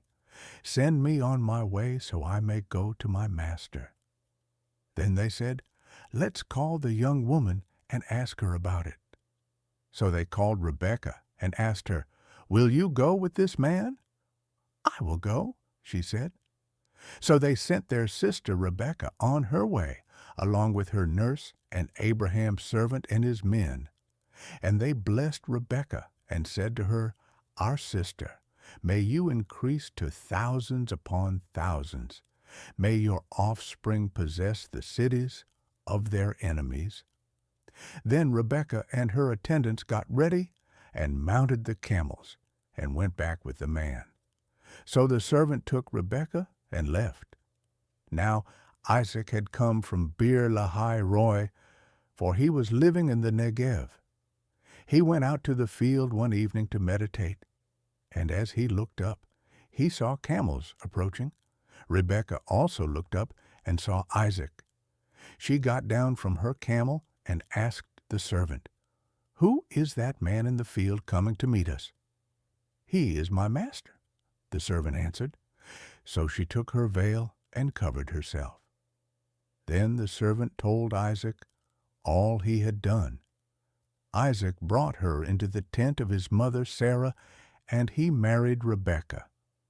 So she became his wife, and he loved her. And Isaac was comforted after his mother's death. Genesis 25. Abraham had taken another wife, whose name was Keturah. She bore him Zimran, Jokshan, Medan, Midian, Ishbak, and Shua. Jokshan was the father of Sheba and Dedan. The descendants of Dedan were the Asherites, the Letishites, and the Leumites. The sons of Midian were Ephah, Epher, Hanok, Abida, and Eldah. All these were descendants of Keturah. Abraham left everything he owned to Isaac. But while he was still living, he gave gifts to the sons of his concubines and sent them away from his son Isaac to the land of the east. Abraham lived 175 years. Then Abraham breathed his last and died at a good old age, an old man and full of years, and he was gathered to his people. His sons Isaac and Ishmael buried him in the cave of Machpelah near Mamre, in the field of Ephron son of Zohar the Hittite, the field Abraham had bought from the Hittites. There Abraham was buried with his wife Sarah. After Abraham's death, God blessed his son Isaac, who then lived near Beer Lahai Roi. This is the account of the family line of Abraham's son Ishmael, whom Sarah's slave, Hagar the Egyptian, bore to Abraham. These are the names of the sons of Ishmael, listed in the order of their birth: Nebaioth, the firstborn of Ishmael, Kedar, Adbeel, Mibsam, Mishma, Dumah, Massa, Hadad, Tema, Jetur, Naphish, and Kedemah. These were the sons of Ishmael, and these are the names of the 12 tribal rulers according to their settlements and camps. Ishmael lived 137 years. He breathed his last and died, and he was gathered to his people. His descendants settled in the area from Havilah to Shur, near the eastern border of Egypt, as you go toward Asher. And they lived in hostility toward all the tribes related to them. This is the account of the family line of Abraham's son Isaac. Abraham became the father of Isaac, and Isaac was 40 years old when he married Rebekah, daughter of Bethuel the Aramean, from Paddan Aram, and sister of Laban the Aramean. Isaac prayed to the Lord on behalf of his wife, because she was childless. The Lord answered his prayer, and his wife Rebekah became pregnant. The babies jostled each other within her, and she said, "Why is this happening to me?" So she went to inquire of the Lord. The Lord said to her, "2 nations are in your womb, and 2 peoples from within you will be separated. One people will be stronger than the other, and the older will serve the younger." When the time came for her to give birth, there were twin boys in her womb.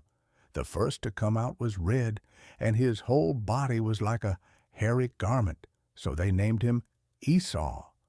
After this, his brother came out, with his hand grasping Esau's heel, so he was named Jacob. Isaac was 60 years old when Rebekah gave birth to them. The boys grew up, and Esau became a skillful hunter, a man of the open country, while Jacob was content to stay at home among the tents. Isaac, who had a taste for wild game, loved Esau, but Rebekah loved Jacob. Once when Jacob was cooking some stew, Esau came in from the open country, famished. He said to Jacob, "Quick, let me have some of that red stew. I'm famished." That is why he was also called Edom. Jacob replied, "First sell me your birthright." "Look, I am about to die," Esau said. "What good is the birthright to me?" But Jacob said, "Swear to me first." So he swore an oath to him, selling his birthright to Jacob. Then Jacob gave Esau some bread and some lentil stew. He ate and drank, and then got up and left. So Esau despised his birthright. Genesis 26. Now there was a famine in the land, besides the previous famine in Abraham's time, and Isaac went to Abimelech, king of the Philistines, in Gerar. The Lord appeared to Isaac and said, "Do not go down to Egypt. Live in the land where I tell you to live. Stay in this land for a while, and I will be with you and will bless you. For to you and your descendants I will give all these lands, and will confirm the oath I swore to your father Abraham. I will make your descendants as numerous as the stars in the sky, and will give them all these lands. And through your offspring all nations on earth will be blessed, because Abraham obeyed me and did everything I required of him, keeping my commands, my decrees, and my instructions. So Isaac stayed in Gerar. When the men of that place asked him about his wife, he said, "She is my sister," because he was afraid to say, "She is my wife." He thought, "The men of this place might kill me on account of Rebekah, because she is beautiful." When Isaac had been there a long time, Abimelech, king of the Philistines, looked down from a window and saw Isaac caressing his wife Rebekah. So Abimelech summoned Isaac and said, "She is really your wife. Why did you say, 'She is my sister'?" Isaac answered him, "Because I thought I might lose my life on account of her." Then Abimelech said, "What is this you have done to us? One of the men might well have slept with your wife, and you would have brought guilt upon us." So Abimelech gave orders to all the people, "Anyone who harms this man or his wife shall surely be put to death." Isaac planted crops in that land, and the same year reaped 100-fold, because the Lord blessed him. The man became rich, and his wealth continued to grow until he became very wealthy. He had so many flocks and herds and servants that the Philistines envied him. So all the wells that his father's servants had dug in the time of his father Abraham, the Philistines stopped up, filling them with earth. Then Abimelech said to Isaac, "Move away from us. You have become too powerful for us." So Isaac moved away from there and encamped in the valley of Gerar, where he settled. Isaac reopened the wells that had been dug in the time of his father Abraham, which the Philistines had stopped up after Abraham died, and he gave them the same names his father had given them. Isaac's servants dug in the valley and discovered a well of fresh water there, but the herders of Gerar quarreled with those of Isaac and said, "The water is ours." So he named the well Esek, because they disputed with him. Then they dug another well, but they quarreled over that one also. So he named it Sitnah. He moved on from there and dug another well, and no one quarreled over it. He named it Rehoboth, saying, "Now the Lord has given us room, and we will flourish in the land." From there he went up to Beersheba. That night the Lord appeared to him and said, "I am the God of your father Abraham. Do not be afraid, for I am with you. I will bless you, and will increase the number of your descendants for the sake of my servant Abraham." Isaac built an altar there and called on the name of the Lord. There he pitched his tent, and there his servants dug a well. Meanwhile, Abimelech had come to him from Gerar, with Ahuzath his personal adviser, and Phicol the commander of his forces. Isaac asked them, "Why have you come to me, since you were hostile to me and sent me away?" They answered, "We saw clearly that the Lord was with you. So we said, 'There ought to be a sworn agreement between us and you. Let us make a treaty with you that you will do us no harm, just as we did not harm you, but always treated you well and sent you away peacefully. And now you are blessed by the Lord.'" Isaac then made a feast for them, and they ate and drank. Early the next morning the men swore an oath to each other. Then Isaac sent them on their way, and they went away peacefully. That day Isaac's servants came and told him about the well they had dug. They said, "We found water." He called it Shibah, and to this day the name of the town has been Beersheba. When Esau was 40 years old, he married Judith, daughter of Beri the Hittite, and also Basemath, daughter of Elon the Hittite. They were a source of grief to Isaac and Rebekah. Genesis 27. When Isaac was old and his eyes were so weak that he could no longer see, he called for Esau, his older son, and said to him, "My son." "Here I am," he answered. Isaac said, "I am now an old man and don't know the day of my death. Now then, get your equipment, your quiver and bow, and go out to the open country to hunt some wild game for me. Prepare me the kind of tasty food I like and bring it to me to eat, so that I may give you my blessing before I die." Now Rebekah was listening as Isaac spoke to his son Esau. When Esau left for the open country to hunt game and bring it back, Rebekah said to her son Jacob, "Look, I overheard your father say to your brother Esau, 'Bring me some game and prepare me some tasty food to eat, so that I may give you my blessing in the presence of the Lord before I die.' Now, my son, listen carefully and do what I tell you. Go out to the flock and bring me 2 choice young goats, so I can prepare some tasty food for your father just the way he likes it. Then take it to your father to eat, so that he may give you his blessing before he dies." Jacob said to Rebekah, his mother, "But my brother Esau is a hairy man while I have smooth skin. What if my father touches me? I would appear to be tricking him and would bring down a curse on myself rather than a blessing." His mother said to him, "My son, let the curse fall on me. Just do what I say. Go and get them for me." So he went and got them and brought them to his mother, and she prepared some tasty food, just the way his father liked it. Then Rebekah took the best clothes of Esau, her older son, which she had in the house, and put them on her younger son, Jacob. She also covered his hands and the smooth part of his neck with the goat skins. Then she handed to her son Jacob the tasty food and the bread she had made. He went to his father and said, "My father?" "Yes, my son," he answered. "Who is it?" Jacob said to his father, "I am Esau, your firstborn. I have done as you told me. Please sit up and eat some of my game, so that you may give me your blessing."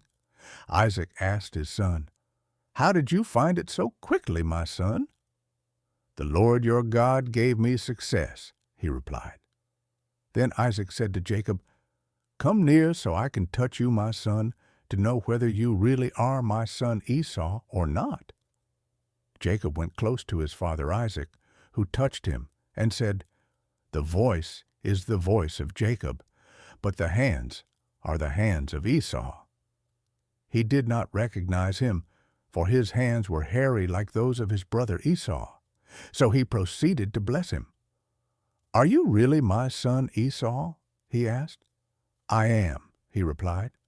Then he said, "My son, bring me some of your game to eat, so that I may give you my blessing."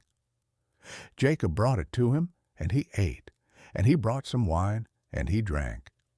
Then his father Isaac said to him, "Come here, my son, and kiss me." So he went to him and kissed him. When Isaac caught the smell of his clothes, he blessed him and said, "Ah, the smell of my son is like the smell of a field that the Lord has blessed.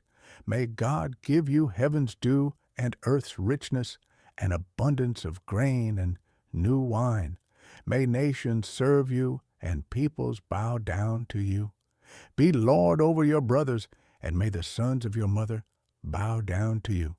May those who curse you be cursed, and those who bless you be blessed." After Isaac finished blessing him, and Jacob had scarcely left his father's presence, his brother Esau came in from hunting. He too prepared some tasty food and brought it to his father. Then he said to him, "My father, please sit up and eat some of my game, so that you may give me your blessing." His father Isaac asked him, "Who are you?" "I am your son," he answered, "your firstborn, Esau." Isaac trembled violently and said, "Who was it then that hunted game and brought it to me? I ate it just before you came, and I blessed him, and indeed he will be blessed." When Esau heard his father's words, he burst out with a loud and bitter cry and said to his father, "Bless me, me too, my father." But he said, "Your brother came deceitfully and took your blessing." Esau said, "Isn't he rightly named Jacob? This is the second time he has taken advantage of me. He took my birthright, and now he's taken my blessing." Then he asked, "Haven't you reserved any blessing for me?" Isaac answered Esau, "I have made him lord over you, and have made all his relatives his servants, and I have sustained him with grain and new wine. So what can I possibly do for you, my son?" Esau said to his father, "Do you have only one blessing, my father? Bless me too, my father." Then Esau wept aloud. His father Isaac answered him, "Your dwelling will be away from the earth's richness, away from the dew of heaven above. You will live by the sword, and you will serve your brother. But when you grow restless, you will throw his yoke from off your neck." Esau held a grudge against Jacob because of the blessing his father had given him. He said to himself, "The days of mourning for my father are near, then I will kill my brother Jacob." When Rebekah was told what her older son Esau had said, she sent for her younger son Jacob and said to him, "Your brother Esau is planning to avenge himself by killing you. Now then, my son, do what I say. Flee at once to my brother Laban in Haran. Stay with him for a while until your brother's fury subsides. When your brother is no longer angry with you and forgets what you did to him, I'll send word for you to come back from there. Why should I lose both of you in one day?" Then Rebekah said to Isaac, "I'm disgusted with living because of these Hittite women. If Jacob takes a wife from among the women of this land, from Hittite women like these, my life will not be worth living." Genesis 28. So Isaac called for Jacob and blessed him. Then he commanded him, "Do not marry a Canaanite woman. Go at once to Paddan Aram, to the house of your mother's father Bethuel. Take a wife for yourself there, from among the daughters of Laban, your mother's brother. May God Almighty bless you and make you fruitful and increase your numbers until you become a community of peoples. May He give you and your descendants the blessing given to Abraham, so that you may take possession of the land where you now reside as a foreigner, the land God gave to Abraham." Then Isaac sent Jacob on his way, and he went to Paddan Aram, to Laban, son of Bethuel the Aramean, the brother of Rebekah, who was the mother of Jacob and Esau. Now Esau learned that Isaac had blessed Jacob and had sent him to Paddan Aram to take a wife from there, and that when he blessed him, he commanded him, "Do not marry a Canaanite woman," and that Jacob had obeyed his father and mother and had gone to Paddan Aram.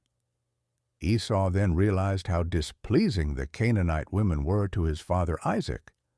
So he went to Ishmael and married Mahalath, the sister of Nebaioth and daughter of Ishmael, son of Abraham, in addition to the wives he already had. Jacob left Beersheba and set out for Haran. When he reached a certain place, he stopped for the night because the sun had set. Taking one of the stones there, he put it under his head and lay down to sleep. He had a dream in which he saw a stairway resting on the earth, with its top reaching to heaven, and the angels of God were ascending and descending on it. There above it stood the Lord, and he said, I am the Lord, the God of your father Abraham and the God of Isaac. I will give you and your descendants the land on which you are lying. Your descendants will be like the dust of the earth, and you will spread out to the west and to the east, to the north and to the south. All peoples on earth will be blessed through you and your offspring. I am with you and will watch over you wherever you go, and I will bring you back to this land. I will not leave you until I have done what I have promised you. When Jacob awoke from his sleep, he thought, surely the Lord is in this place, and I was not aware of it. He was afraid and said, how awesome is this place! This is none other than the house of God. This is the gate of heaven. Early the next morning, Jacob took the stone he had placed under his head and set it up as a pillar and poured oil on top of it. He called that place Bethel, though the city used to be called Luz. Then Jacob made a vow, saying, if God will be with me and will watch over me on this journey I am taking, and will give me food to eat and clothes to wear, so that I return safely to my father's household, then the Lord will be my God, and this stone that I have set up as a pillar will be God's house. And of all that you give me, I will give you a tenth.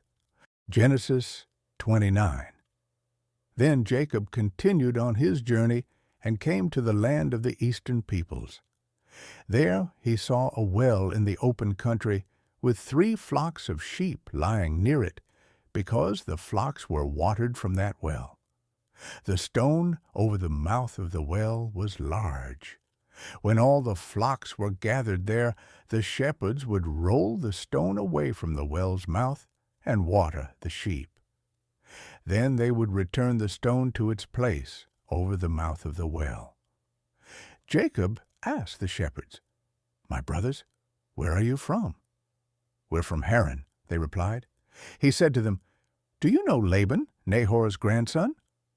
Yes, we know him, they answered. Then Jacob asked them, is he well? Yes, he is, they said, and here comes his daughter Rachel with the sheep. Look, he said, the sun is still high. It is not time for the flocks to be gathered. Water the sheep and take them back to pasture. We can't, they replied, until all the flocks are gathered and the stone has been rolled away from the mouth of the well. Then we will water the sheep. While he was still talking with them, Rachel came with her father's sheep, for she was a shepherd. When Jacob saw Rachel, daughter of his uncle Laban, and Laban's sheep, he went over and rolled the stone away from the mouth of the well and watered his uncle's sheep. Then Jacob kissed Rachel and began to weep aloud. He had told Rachel that he was a relative of her father and a son of Rebekah. So she ran and told her father. As soon as Laban heard the news about Jacob, his sister's son, he hurried to meet him. He embraced him and kissed him and brought him to his home, and there Jacob told him all these things. Then Laban said to him, "You are my own flesh and blood." After Jacob had stayed with him for a whole month, Laban said to him, "Just because you are a relative of mine, should you work for me for nothing? Tell me what your wages should be." Now Laban had 2 daughters. The name of the older was Leah, and the name of the younger was Rachel. Leah had weak eyes, but Rachel had a lovely figure and was beautiful. Jacob was in love with Rachel and said, "I'll work for you 7 years in return for your younger daughter Rachel." Laban said, "It's better that I give her to you than to some other man. Stay here with me." So Jacob served 7 years to get Rachel, but they seemed like only a few days to him because of his love for her. Then Jacob said to Laban, "Give me my wife. My time is completed, and I want to make love to her." So Laban brought together all the people of the place and gave a feast. But when evening came, he took his daughter Leah and brought her to Jacob, and Jacob made love to her. And Laban gave his servant Zilpah to his daughter as her attendant. When morning came, there was Leah. So Jacob said to Laban, "What is this you have done to me? I served you for Rachel, didn't I? Why have you deceived me?" Laban replied, "It is not our custom here to give the younger daughter in marriage before the older one. Finish this daughter's bridal week, then we will give you the younger one also, in return for another 7 years of work." And Jacob did so. He finished the week with Leah, and then Laban gave him his daughter Rachel to be his wife. Laban gave his servant Bilhah to his daughter Rachel as her attendant.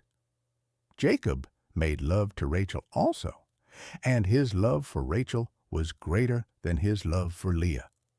And he worked for Laban another 7 years. When the Lord saw that Leah was not loved, he enabled her to conceive, but Rachel remained childless. Leah became pregnant and gave birth to a son. She named him Reuben, for she said, "It is because the Lord has seen my misery. Surely my husband will love me now." She conceived again, and when she gave birth to a son, she said, "Because the Lord heard that I am not loved, he gave me this one too." So she named him Simeon. Again she conceived, and when she gave birth to a son, she said, "Now at last my husband will become attached to me, because I have borne him 3 sons. So he was named Levi. She conceived again, and when she gave birth to a son, she said, "This time I will praise the Lord." So she named him Judah. Then she stopped having children. Genesis 30. When Rachel saw that she was not bearing Jacob any children, she became jealous of her sister. So she said to Jacob, "Give me children, or I'll die." Jacob became angry with her and said, "Am I in the place of God who has kept you from having children?" Then she said, "Here is Bilhah, my servant. Sleep with her so that she can bear children for me, and I too can build a family through her." So she gave him her servant Bilhah as a wife. Jacob slept with her, and she became pregnant and bore him a son. Then Rachel said, "God has vindicated me. He has listened to my plea and given me a son." Because of this, she named him Dan. Rachel's servant Bilhah conceived again and bore Jacob a second son. Then Rachel said, "I have had a great struggle with my sister, and I have won." So she named him Naphtali. When Leah saw that she had stopped having children, she took her servant Zilpah and gave her to Jacob as a wife. Leah's servant Zilpah bore Jacob a son. Then Leah said, "What good fortune!" So she named him Gad. Leah's servant Zilpah bore Jacob a second son. Then Leah said, "How happy I am! The women will call me happy." So she named him Asher. During wheat harvest, Reuben went out into the fields and found some mandrake plants, which he brought to his mother Leah. Rachel said to Leah, "Please give me some of your son's mandrakes." But she said to her, "Wasn't it enough that you took away my husband? Will you take my son's mandrakes too?" "Very well," Rachel said. "He can sleep with you tonight in return for your son's mandrakes." So when Jacob came in from the fields that evening, Leah went out to meet him. "You must sleep with me," she said. "I have hired you with my son's mandrakes." So he slept with her that night. God listened to Leah, and she became pregnant and bore Jacob a 5th son. Then Leah said, God has rewarded me for giving my servant to my husband." So she named him Issachar. Leah conceived again and bore Jacob a sixth son. Then Leah said, "God has presented me with a precious gift. This time my husband will treat me with honor because I have borne him 6 sons." So she named him Zebulun. Some time later she gave birth to a daughter and named her Dinah. Then God remembered Rachel. He listened to her and enabled her to conceive. She became pregnant and gave birth to a son and said, "God has taken away my disgrace." She named him Joseph and said, "May the Lord add to me another son." After Rachel gave birth to Joseph, Jacob said to Laban, "Send me on my way so I can go back to my own homeland. Give me my wives and children for whom I have served you, and I will be on my way. You know how much work I've done for you." But Laban said to him, "If I have found favor in your eyes, please stay. I have learned by divination that the Lord has blessed me because of you." He added, "Name your wages, and I will pay them." Jacob said to him, "You know how I have worked for you, and how your livestock has fared under my care. The little you had before I came has increased greatly, and the Lord has blessed you wherever I have been. But now, when may I do something for my own household?" "What shall I give you?" he asked. "Don't give me anything," Jacob replied. "But if you will do this one thing for me, I will go on tending your flocks and watching over them. Let me go through all your flocks today and remove from them every speckled or spotted sheep, every dark-colored lamb, and every spotted or speckled goat. They will be my wages, and my honesty will testify for me in the future whenever you check on the wages you have paid me. Any goat in my possession that is not speckled or spotted, or any lamb that is not dark-colored, will be considered stolen." "Agreed," said Laban. "Let it be as you have said." That same day he removed all the male goats that were streaked or spotted, and all the speckled or spotted female goats, all that had white on them, and all the dark-colored lambs, and he placed them in the care of his sons. Then he put a 3-day journey between himself and Jacob, while Jacob continued to tend the rest of Laban's flocks. Jacob, however, took fresh-cut branches from poplar, almond, and plane trees and made white stripes on them by peeling the bark and exposing the white inner wood of the branches. Then he placed the peeled branches in all the watering troughs, so that they would be directly in front of the flocks when they came to drink. When the flocks were in heat and came to drink, they mated in front of the branches. And they bore young that were streaked or speckled or spotted. Jacob set apart the young of the flock by themselves, but made the rest face the streaked and dark-colored animals that belonged to Laban. Thus he made separate flocks for himself and did not put them with Laban's animals. Whenever the stronger females were in heat, Jacob would place the branches in the troughs in front of the animals, so they would mate near the branches. But if the animals were weak, he would not place them there. So the weak animals went to Laban, and the strong ones to Jacob. In this way the man grew exceedingly prosperous and came to own large flocks, and female and male servants, and camels and donkeys. Genesis 31. Jacob heard that Laban's sons were saying, "Jacob has taken everything our father owned and has gained all this wealth from what belonged to our father." And Jacob noticed that Laban's attitude toward him was not what it had been. Then the Lord said to Jacob, "Go back to the land of your fathers and to your relatives, and I will be with you." So Jacob sent word to Rachel and Leah to come out to the fields where his flocks were. He said to them, "I see that your father's attitude toward me is not what it was before, but the God of my father has been with me. You know that I've worked for your father with all my strength, yet your father has cheated me by changing my wages 10 times. However, God has not allowed him to harm me. If he said, 'The speckled ones will be your wages,' then all the flocks gave birth to speckled young, and if he said, 'The streaked ones will be your wages,' then all the flocks bore streaked young.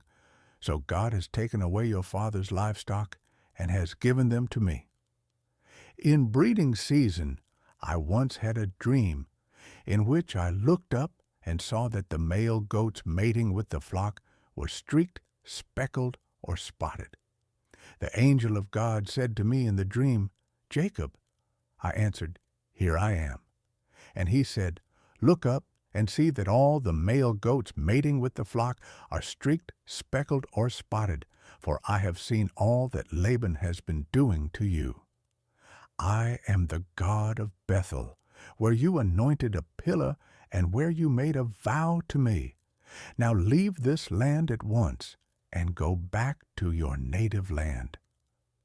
Then Rachel and Leah replied, 'Do we still have any share in the inheritance of our father's estate? Does he not regard us as foreigners? Not only has he sold us, but he has used up what was paid for us. Surely all the wealth that God took away from our father belongs to us and our children. So do whatever God has told you.' Then Jacob put his children and his wives on camels, and he drove all his livestock ahead of him, along with all the goods he had accumulated in Paddan Aram, to go to his father Isaac in the land of Canaan. When Laban had gone to shear his sheep, Rachel stole her father's household gods. Moreover, Jacob deceived Laban the Aramean by not telling him he was running away. So he fled with all he had, crossed the Euphrates River, and headed for the hill country of Gilead. On the third day, Laban was told that Jacob had fled. Taking his relatives with him, he pursued Jacob for 7 days and caught up with him in the hill country of Gilead. Then God came to Laban the Aramean in a dream at night and said to him, 'Be careful not to say anything to Jacob, either good or bad.' Jacob had pitched his tent in the hill country of Gilead when Laban overtook him, and Laban and his relatives camped there too. Then Laban said to Jacob, 'What have you done? You've deceived me, and you've carried off my daughters like captives in war. Why did you run off secretly and deceive me? Why didn't you tell me, so I could send you away with joy and singing to the music of timbrels and harps? You didn't even let me kiss my grandchildren and my daughters goodbye. You have done a foolish thing. I have the power to harm you, but last night the God of your father said to me, 'Be careful not to say anything to Jacob, either good or bad.' Now you have gone off because you long to return to your father's household. But why did you steal my gods?" Jacob answered Laban, "I was afraid, because I thought you would take your daughters away from me by force. But if you find anyone who has your gods, that person shall not live. In the presence of our relatives, see for yourself whether there is anything of yours here with me, and if so, take it." Now Jacob did not know that Rachel had stolen the gods. So Laban went into Jacob's tent, and into Leah's tent, and into the tent of the 2 female servants, but he found nothing. After he came out of Leah's tent, he entered Rachel's tent. Now Rachel had taken the household gods and put them inside her camel's saddle and was sitting on them. Laban searched through everything in the tent but found nothing. Rachel said to her father, "Don't be angry, my lord, that I cannot stand up in your presence. I'm having my period." So he searched, but could not find the household gods. Jacob was angry and took Laban to task. "What is my crime?" he asked Laban. "How have I wronged you that you hunt me down? Now that you have searched through all my goods, what have you found that belongs to your household? Put it here in front of your relatives and mine, and let them judge between the two of us. I have been with you for 20 years now. Your sheep and goats have not miscarried, nor have I eaten rams from your flocks. I did not bring you animals torn by wild beasts. I bore the loss myself. And you demanded payment from me for whatever was stolen by day or night. This was my situation. The heat consumed me in the daytime, and the cold at night, and sleep fled from my eyes. It was like this for the 20 years I was in your household. I worked for you 14 years for your 2 daughters and 6 years for your flocks, and you changed my wages 10 times. If the God of my father, the God of Abraham, and the fear of Isaac had not been with me, you would surely have sent me away empty-handed. But God has seen my hardship and the toil of my hands, and last night he rebuked you."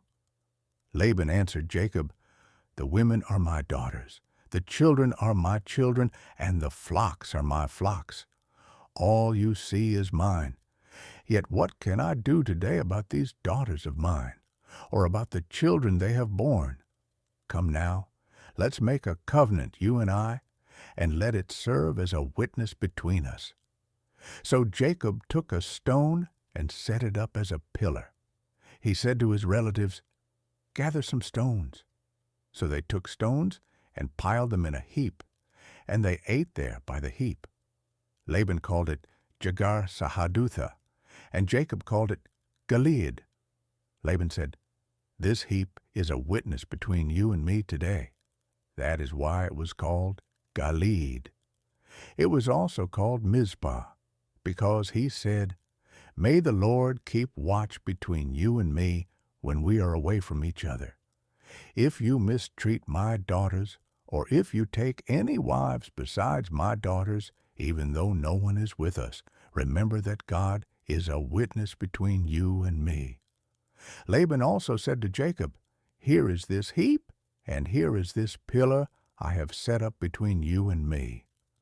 This heap is a witness, and this pillar is a witness, that I will not go past this heap to your side to harm you, and that you will not go past this heap and pillar to my side to harm me. May the God of Abraham and the God of Nahor, the God of their father, judge between us." So Jacob took an oath in the name of the fear of his father Isaac. He offered a sacrifice there in the hill country and invited his relatives to a meal. After they had eaten, they spent the night there.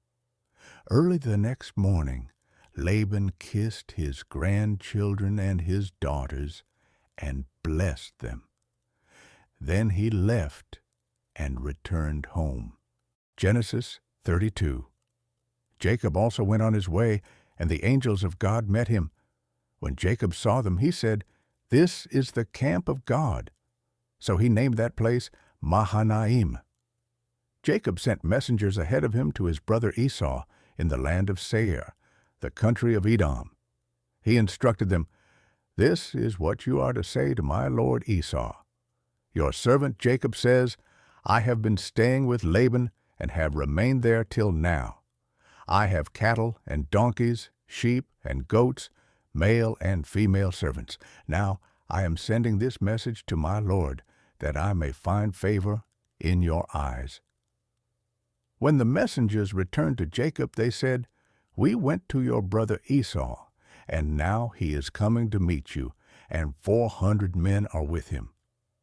In great fear and distress, Jacob divided the people who were with him into 2 groups, and the flocks and herds and camels as well. He thought, If Esau comes and attacks one group, the group that is left may escape." Then Jacob prayed, "O God of my father Abraham, God of my father Isaac, Lord, you who said to me, 'Go back to your country and your relatives, and I will make you prosper.' I am unworthy of all the kindness and faithfulness you have shown your servant.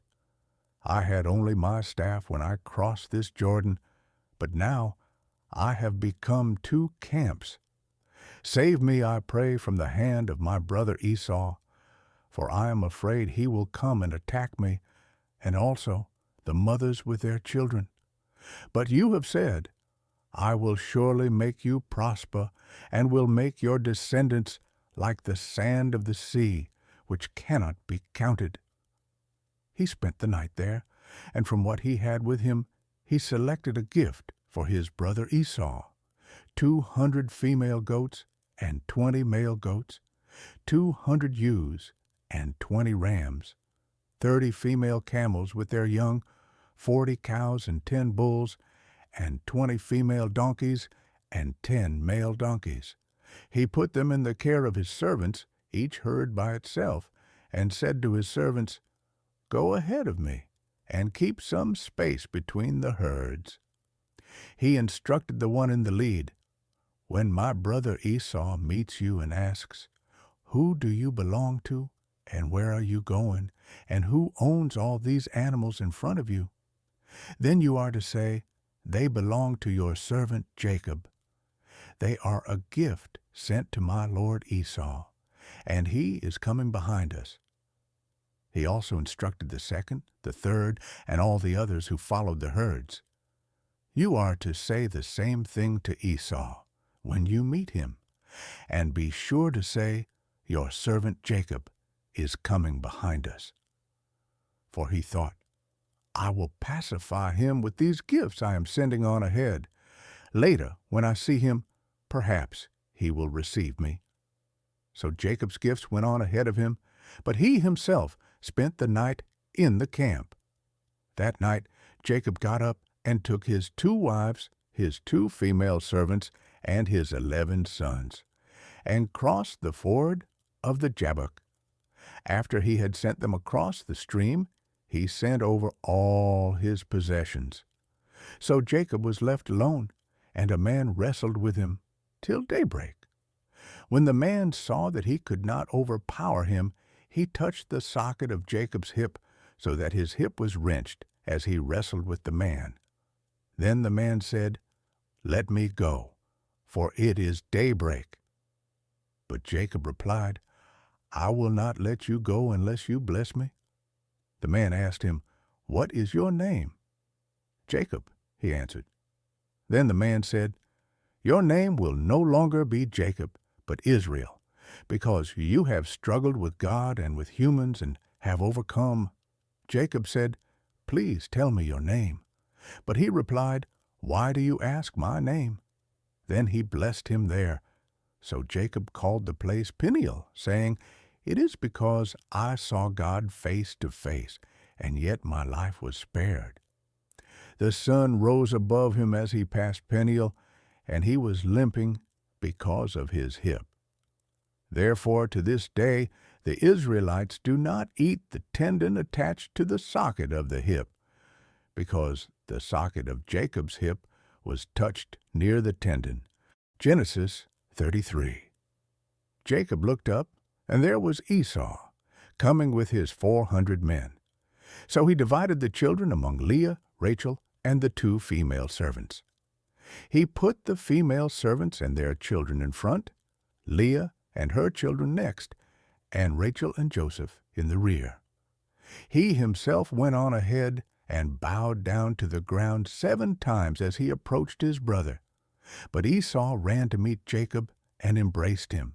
He threw his arms around his neck and kissed him, and they wept. Then Esau looked up and saw the women and children. "Who are these with you?" he asked. Jacob answered, "They are the children God has graciously given your servant." Then the female servants and their children approached and bowed down. Next, Leah and her children came and bowed down. Last of all came Joseph and Rachel, and they too bowed down. Esau asked, "What's the meaning of all these flocks and herds I met?" "To find favor in your eyes, my lord," he said. But Esau said, "I already have plenty, my brother. Keep what you have for yourself." "No, please," said Jacob. "If I have found favor in your eyes, accept this gift from me. For to see your face is like seeing the face of God, now that you have received me favorably. Please accept the present that was brought to you, for God has been gracious to me, and I have all I need." And because Jacob insisted, Esau accepted it.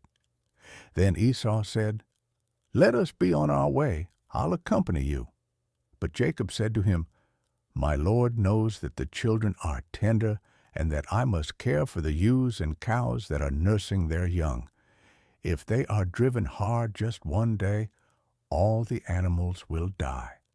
So let my Lord go on ahead of his servant, while I move along slowly at the pace of the flocks and herds before me, and the pace of the children, until I come to my Lord in Seir." Esau said, "Then let me leave some of my men with you." "But why do that?" Jacob asked. "Just let me find favor in the eyes of my Lord." So that day Esau started on his way back to Seir. Jacob, however, went to Succoth, where he built a place for himself and made shelters for his livestock. That is why the place is called Succoth. After Jacob came from Paddan Aram, he arrived safely at the city of Shechem in Canaan and camped within sight of the city. For 100 pieces of silver he bought from the sons of Hamor, the father of Shechem, the plot of ground where he pitched his tent. There he set up an altar and called it El Elohe Israel. Genesis 34. Now Dinah, the daughter Leah had borne to Jacob, went out to visit the women of the land. When Shechem, son of Hamor the Hivite, the ruler of that area, saw her, he took her and raped her. His heart was drawn to Dinah, daughter of Jacob. He loved the young woman and spoke tenderly to her. And Shechem said to his father Hamor, "Get me this girl as my wife." When Jacob heard that his daughter Dinah had been defiled, his sons were in the fields with his livestock. So he did nothing about it until they came home. Then Shechem's father Hamor went out to talk with Jacob. Meanwhile, Jacob's sons had come in from the fields as soon as they heard what had happened. They were shocked and furious, because Shechem had done an outrageous thing in Israel by sleeping with Jacob's daughter, a thing that should not be done. But Hamor said to them, "My son Shechem has his heart set on your daughter. Please give her to him as his wife. Intermarry with us. Give us your daughters, and take our daughters for yourselves. You can settle among us. The land is open to you. Live in it, trade in it, and acquire property in it." Then Shechem said to Dinah's father and brothers, "Let me find favor in your eyes, and I will give you whatever you ask. Make the price for the bride and the gift I am to bring as great as you like, and I'll pay whatever you ask me. Only give me the young woman as my wife." Because their sister Dinah had been defiled, Jacob's sons replied deceitfully as they spoke to Shechem and his father Hamor. They said to them, "We can't do such a thing. We can't give our sister to a man who is not circumcised. That would be a disgrace to us. We will enter into an agreement with you on one condition only, that you become like us by circumcising all your males. Then we will give you our daughters and take your daughters for ourselves. We'll settle among you and become one people with you. But if you will not agree to be circumcised, we'll take our sister and go." Their proposal seemed good to Hamor and his son Shechem. The young man, who was the most honored of all his father's family, lost no time in doing what they said, because he was delighted with Jacob's daughter.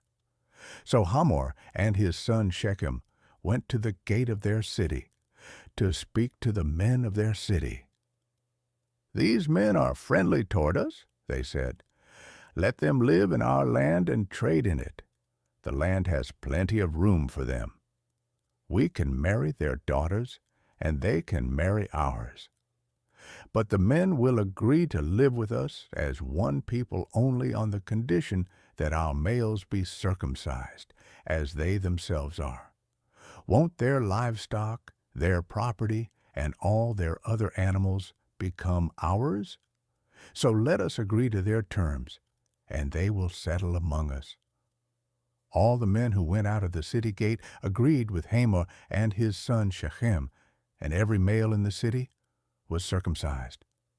3 days later, while all of them were still in pain, 2 of Jacob's sons, Simeon and Levi, Dinah's brothers, took their swords and attacked the unsuspecting city, killing every male.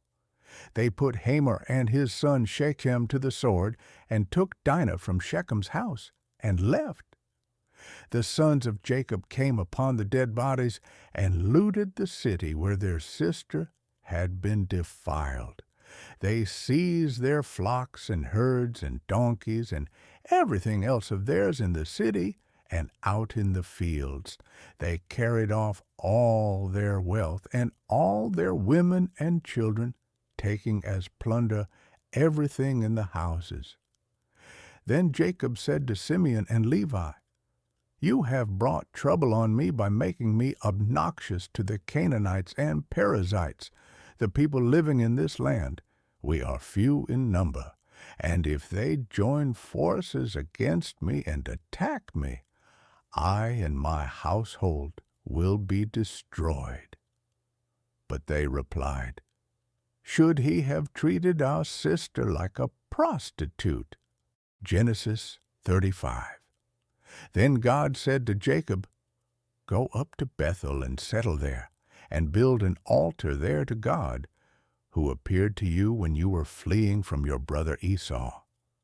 So Jacob said to his household and to all who were with him, "Get rid of the foreign gods you have with you, and purify yourselves and change your clothes. Then come, let us go up to Bethel, where I will build an altar to God, who answered me in the day of my distress, and who has been with me wherever I have gone." So they gave Jacob all the foreign gods they had, and the rings in their ears, and Jacob buried them under the oak at Shechem. Then they set out, and the terror of God fell on the towns all around them, so that no one pursued them. Jacob and all the people with him came to Luz, that is Bethel, in the land of Canaan. There he built an altar, and he called the place El Bethel, because it was there that God revealed himself to him when he was fleeing from his brother. Now Deborah, Rebekah's nurse, died and was buried under the oak outside Bethel. So it was named Allon Bakuth. After Jacob returned from Paddan Aram, God appeared to him again and blessed him. God said to him, "Your name is Jacob, but you will no longer be called Jacob. Your name will be Israel." So he named him Israel. And God said to him, "I am God Almighty. Be fruitful and increase in number. A nation and a community of nations will come from you, and kings will be among your descendants. The land I gave to Abraham and Isaac I also give to you, and I will give this land to your descendants after you." Then God went up from him at the place where he had talked with him. Jacob set up a stone pillar at the place where God had talked with him, and he poured out a drink offering on it.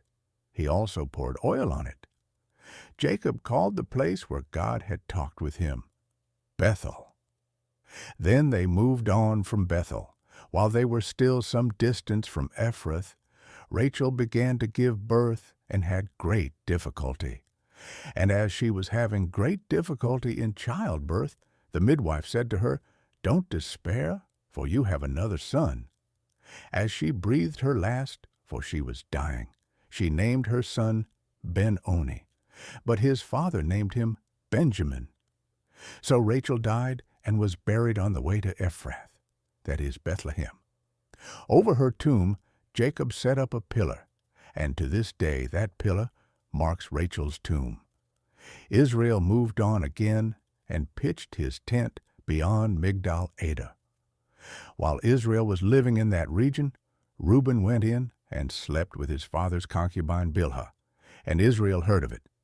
Jacob had 12 sons, the sons of Leah, Reuben the firstborn of Jacob, Simeon, Levi, Judah, Issachar, and Zebulun, the sons of Rachel, Joseph and Benjamin, the sons of Rachel's servant Bilhah, Dan and Naphtali, the sons of Leah's servant Zilpah, Gad, and Asher. These were the sons of Jacob, who were born to him in Paddan Aram. Jacob came home to his father Isaac in Mamre, near Kiriath Arba, that is Hebron, where Abraham and Isaac had stayed. Isaac lived 180 years. Then he breathed his last and died, and was gathered to his people, old and full of years. And his sons Esau and Jacob buried him. Genesis 36. This is the account of the family line of Esau, that is, Edom. Esau took his wives from the women of Canaan, Adah, daughter of Elon the Hittite, and Oholibamah, daughter of Anah, and granddaughter of Zibeon the Hivite. Also Basemath, daughter of Ishmael, and sister of Nebaioth. Adah bore Eliphaz to Esau. Basemath bore Ruel, and Oholibamah bore Jush, Jalam, and Korah. These were the sons of Esau, who were born to him in Canaan. Esau took his wives and sons and daughters and all the members of his household, as well as his livestock, and all his other animals, and all the goods he had acquired in Canaan, and moved to a land some distance from his brother Jacob. Their possessions were too great for them to remain together. The land where they were staying could not support them both because of their livestock. So Esau, that is, Edom, settled in the hill country of Seir. This is the account of the family line of Esau, the father of the Edomites, in the hill country of Seir.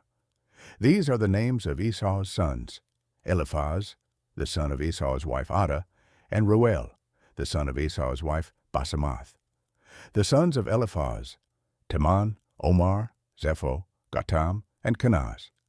Esau's son Eliphaz also had a concubine named Timnah, who bore him Amalek. These were grandsons of Esau's wife Adah. The sons of Roel: Nahath, Zerah, Shammah, and Mizah. These were grandsons of Esau's wife Basemath. The sons of Esau's wife Oholibamah, daughter of Anah, and granddaughter of Zibeon, whom she bore to Esau: Jush, Jalam, and Korah. These were the chiefs among Esau's descendants. The sons of Eliphaz, the firstborn of Esau: chiefs Teman, Omar, Zepho, Kenaz, Korah, Gatam, and Amalek. These were the chiefs descended from Eliphaz in Edom. They were grandsons of Adah. The sons of Esau's son Ruel: chiefs Nahath, Zerah, Shammah, and Mizah. These were the chiefs descended from Ruel in Edom. They were grandsons of Esau's wife Basemath. The sons of Esau's wife Oholibamah: chiefs Jush, Jalam, and Korah. These were the chiefs descended from Esau's wife Oholibamah, daughter of Anah. These were the sons of Esau, that is, Edom, and these were their chiefs. These were the sons of Seir the Horite, who were living in the region: Lotan, Shobal, Zibeon, Anah, Dishon, Ezer, and Dishan. These sons of Seir in Edom were Horite chiefs, the sons of Lotan, Hori, and Homam. Timnah was Lotan's sister. The sons of Shobal: Alvan, Manahath, Ebal, Shepho, and Onam. The sons of Zibeon, Aiah, and Anna. This is the Anna who discovered the hot springs in the desert while he was grazing the donkeys of his father Zibeon. The children of Anna, Dishon and Oholibamah, daughter of Anna. The sons of Dishon, Hemdan, Eshban, Ithran, and Karen. The sons of Ezer, Bilhan, Zavan, and Akan. The sons of Dishon, Uz, and Aran. These were the Horite chiefs, Lotan, Shobal, Zibeon, Anna, Dishon, Ezer, and Dishan. These were the Horite chiefs, according to their divisions, in the land of Seir. These were the kings who reigned in Edom before any Israelite king reigned. Bela son of Beor became king of Edom. His city was named Dinhabah. When Bela died, Jobab son of Zerah from Bozrah succeeded him as king. When Jobab died, Husham from the land of the Temanites succeeded him as king. When Husham died, Hadad son of Bedad, who defeated Midian in the country of Moab, succeeded him as king. His city was named Avith. When Hadad died, Samlah from Masrekah succeeded him as king. When Samlah died, Shaul from Rehoboth on the river succeeded him as king. When Shaul died, Baal-Hanan, son of Achbor, succeeded him as king. When Baal-Hanan, son of Achbor, died, Hadad succeeded him as king. His city was named Pau, and his wife's name was Mehetabel, daughter of Matred, the daughter of Mezahab. These were the chiefs descended from Esau, by name, according to their clans and regions: Timnah, Alva, Jetheth, Oholibamah, Elah, Pinon, Kenaz, Teman, Mibzar, Magdiel, and Iram. These were the chiefs of Edom, according to their settlements in the land they occupied. This is the family line of Esau, the father of the Edomites. Genesis 37. Jacob lived in the land where his father had stayed, the land of Canaan. This is the account of Jacob's family line. Joseph, a young man of 17, was tending the flocks with his brothers, the sons of Bilhah and the sons of Zilpah, his father's wives, and he brought their father a bad report about them. Now, Israel loved Joseph more than any of his other sons, because he had been born to him in his old age, and he made an ornate robe for him. When his brothers saw that their father loved him more than any of them, they hated him and could not speak a kind word to him. Joseph had a dream, and when he told it to his brothers, they hated him all the more. He said to them, "Listen to this dream I had. We were binding sheaves of grain out in the field when suddenly my sheaf rose and stood upright, while your sheaves gathered around mine and bowed down to it." His brothers said to him, "Do you intend to reign over us? Will you actually rule us?" And they hated him all the more because of his dream and what he had said. Then he had another dream, and he told it to his brothers. "Listen," he said, "I had another dream, and this time the sun and moon and 11 stars were bowing down to me." When he told his father as well as his brothers, his father rebuked him and said, "What is this dream you had? Will your mother and I and your brothers actually come and bow down to the ground before you?" His brothers were jealous of him, but his father kept the matter in mind. Now his brothers had gone to graze their father's flocks near Shechem, and Israel said to Joseph, "As you know, your brothers are grazing the flocks near Shechem. Come, I am going to send you to them." "Very well," he replied. So he said to him, "Go and see if all is well with your brothers and with the flocks, and bring word back to me." Then he sent him off from the valley of Hebron. When Joseph arrived at Shechem, a man found him wandering around in the fields and asked him, "What are you looking for?" He replied, "I'm looking for my brothers. Can you tell me where they are grazing their flocks?" "They have moved on from here," the man answered. "I heard them say, 'Let's go to Dothan.'" So Joseph went after his brothers and found them near Dothan. But they saw him in the distance, and before he reached them, they plotted to kill him. "Here comes that dreamer," they said to each other. "Come now, let's kill him and throw him into one of these cisterns and say that a ferocious animal devoured him. Then we'll see what comes of his dreams." When Reuben heard this, he tried to rescue him from their hands. "Let's not take his life," he said. "Don't shed any blood. Throw him into this cistern here in the wilderness, but don't lay a hand on him." Reuben said this to rescue him from them and take him back to his father. So when Joseph came to his brothers, they stripped him of his robe, the ornate robe he was wearing, and they took him and threw him into the cistern. The cistern was empty. There was no water in it. As they sat down to eat their meal, they looked up and saw a caravan of Ishmaelites coming from Gilead. Their camels were loaded with spices, balm, and myrrh, and they were on their way to take them down to Egypt. Judah said to his brothers, "What will we gain if we kill our brother and cover up his blood? Come, let's sell him to the Ishmaelites and not lay our hands on him. After all, he is our brother, our own flesh and blood." His brothers agreed. So when the Midianite merchants came by, his brothers pulled Joseph up out of the cistern and sold him for 20 shekels of silver to the Ishmaelites, who took him to Egypt. When Reuben returned to the cistern and saw that Joseph was not there, he tore his clothes. He went back to his brothers and said, "The boy isn't there. Where can I turn now?" Then they got Joseph's robe, slaughtered a goat, and dipped the robe in the blood. They took the ornate robe back to their father and said, "We found this. Examine it to see whether it is your son's robe."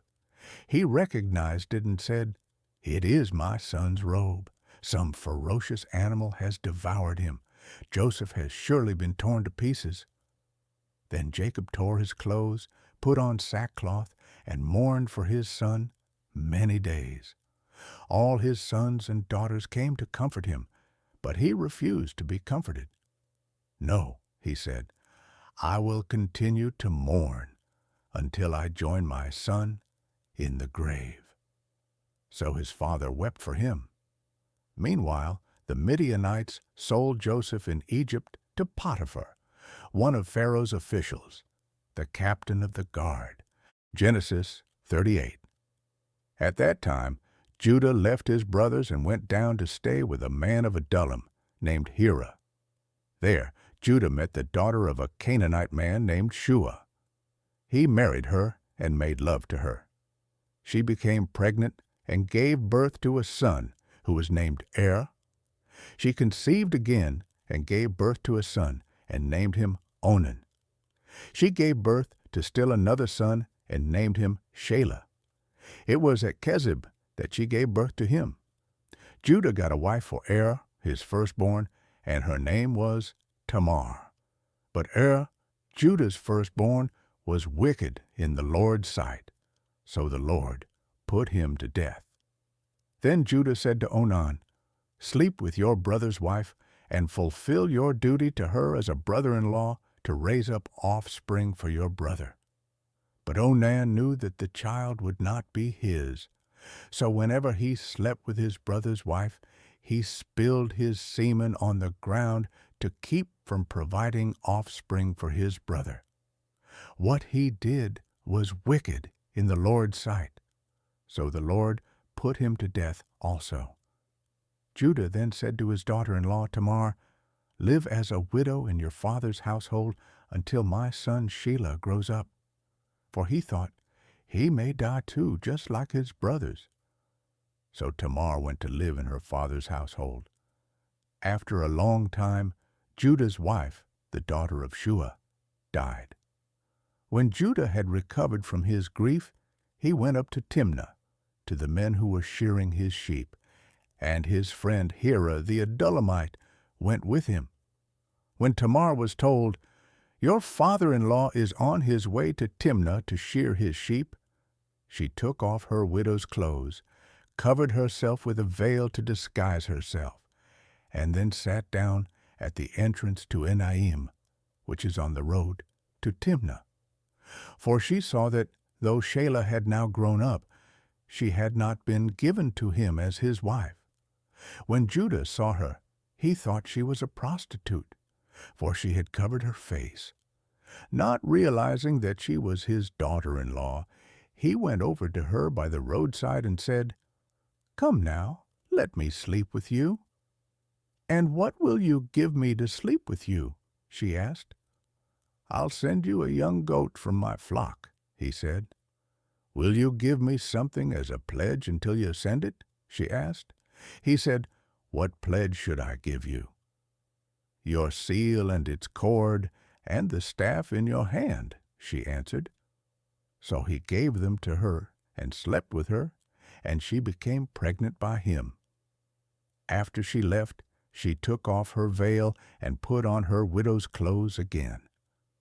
Meanwhile, Judah sent the young goat by his friend the Adullamite in order to get his pledge back from the woman, but he did not find her. He asked the men who lived there, "Where is the shrine prostitute who was beside the road at Enaim?" "There hasn't been any shrine prostitute here," they said. So he went back to Judah and said, "I didn't find her." Besides, the men who lived there said, "There hasn't been any shrine prostitute here." Then Judah said, "Let her keep what she has, or we will become a laughingstock. After all, I did send her this young goat, but you didn't find her."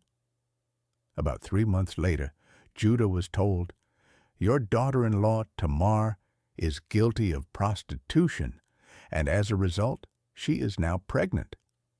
Judah said, "Bring her out and have her burned to death." As she was being brought out, she sent a message to her father-in-law. "I am pregnant by the man who owns these," she said, and she added, "See if you recognize whose seal and cord and staff these are." Judah recognized them and said, "She is more righteous than I, since I wouldn't give her to my son Shelah."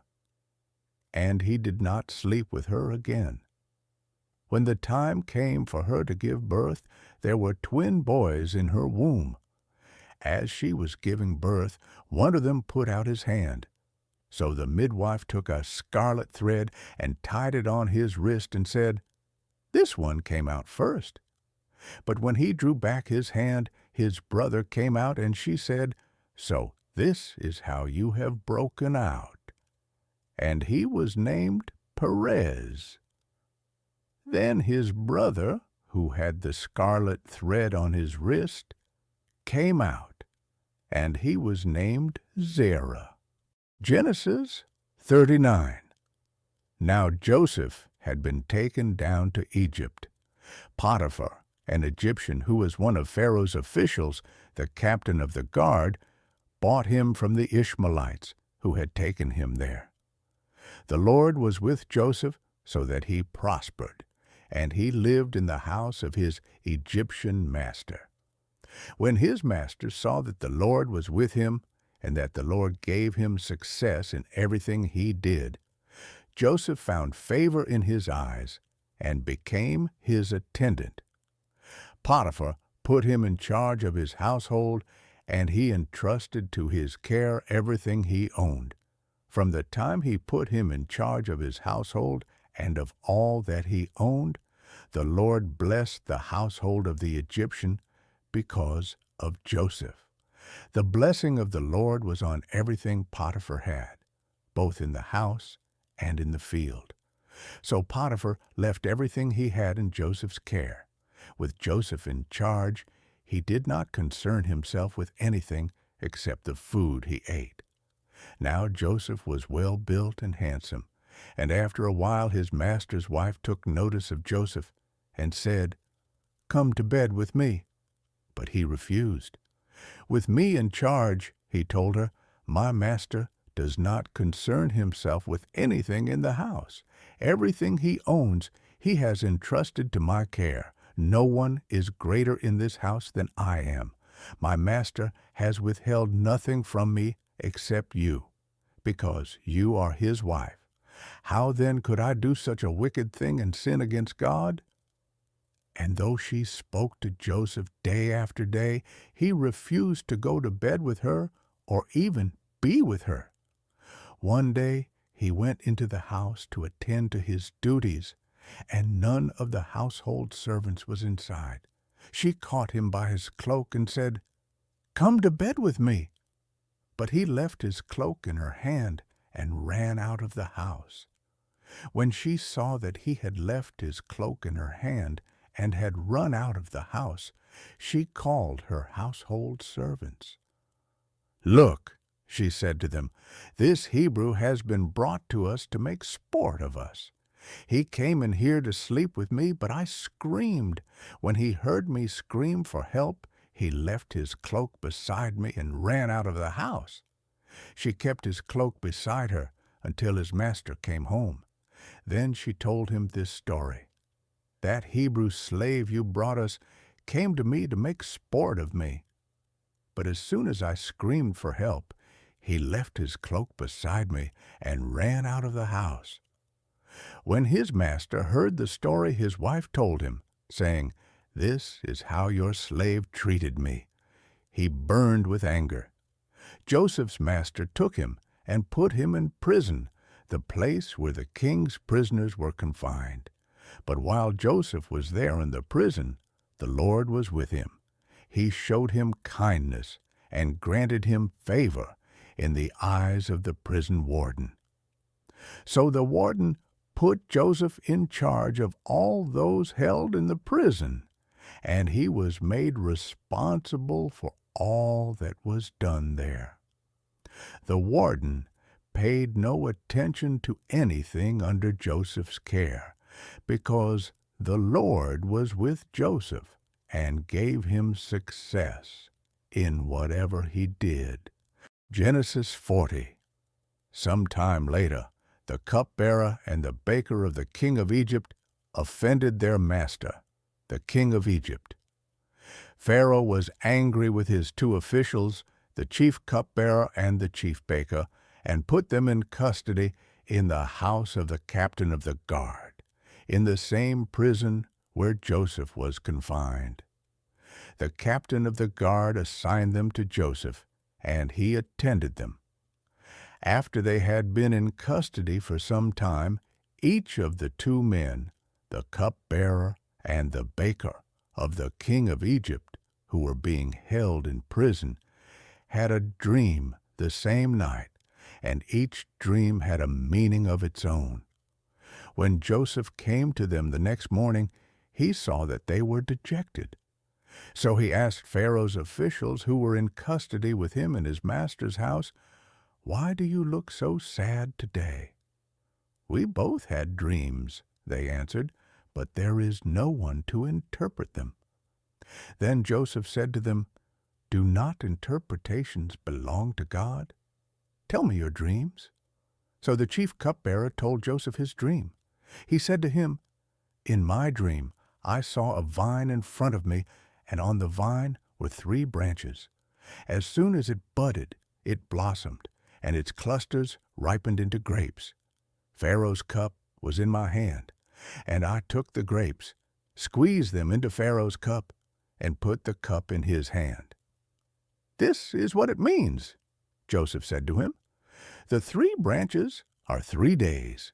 Within 3 days, Pharaoh will lift up your head and restore you to your position, and you will put Pharaoh's cup in his hand, just as you used to do when you were his cupbearer. But when all goes well with you, remember me and show me kindness. Mention me to Pharaoh and get me out of this prison. I was forcibly carried off from the land of the Hebrews, and even here I have done nothing to deserve being put in a dungeon." When the chief baker saw that Joseph had given a favorable interpretation, he said to Joseph, "I too had a dream. On my head were 3 baskets of bread. In the top basket were all kinds of baked goods for Pharaoh, but the birds were eating them out of the basket on my head." "This is what it means," Joseph said. "The 3 baskets are 3 days. Within 3 days Pharaoh will lift off your head and impale your body on a pole, and the birds will eat away your flesh." Now, the 3rd day was Pharaoh's birthday, and he gave a feast for all his officials. He lifted up the heads of the chief cupbearer and the chief baker in the presence of his officials. He restored the chief cupbearer to his position, so that he once again put the cup into Pharaoh's hand. But he impaled the chief baker just as Joseph had said to them in his interpretation. The chief cupbearer, however, did not remember Joseph. He forgot him. Genesis 41. When 2 full years had passed, Pharaoh had a dream. He was standing by the Nile when out of the river there came up 7 cows, sleek and fat, and they grazed among the reeds. After them 7 other cows, ugly and gaunt, came up out of the Nile and stood beside those on the river bank. And the cows that were ugly and gaunt ate up the 7 sleek, fat cows. Then Pharaoh woke up. He fell asleep again and had a second dream. 7 heads of grain, healthy and good, were growing on a single stalk. After them 7 other heads of grain sprouted, thin and scorched by the east wind. The thin heads of grain swallowed up the 7 healthy full heads. Then Pharaoh woke up. It had been a dream. In the morning his mind was troubled, so he sent for all the magicians and wise men of Egypt. Pharaoh told them his dreams, but no one could interpret them for him. Then the chief cupbearer said to Pharaoh, "Today I am reminded of my shortcomings. Pharaoh was once angry with his servants, and he imprisoned me and the chief baker in the house of the captain of the guard. Each of us had a dream the same night, and each dream had a meaning of its own. Now a young Hebrew was there with us, a servant of the captain of the guard. We told him our dreams, and he interpreted them for us, giving each man the interpretation of his dream, and things turned out exactly as he interpreted them to us. I was restored to my position, and the other man was impaled." So Pharaoh sent for Joseph, and he was quickly brought from the dungeon. When he had shaved and changed his clothes, he came before Pharaoh. Pharaoh said to Joseph, "I had a dream, and no one can interpret it. But I have heard it said of you that when you hear a dream you can interpret it." "I cannot do it," Joseph replied to Pharaoh, "but God will give Pharaoh the answer he desires."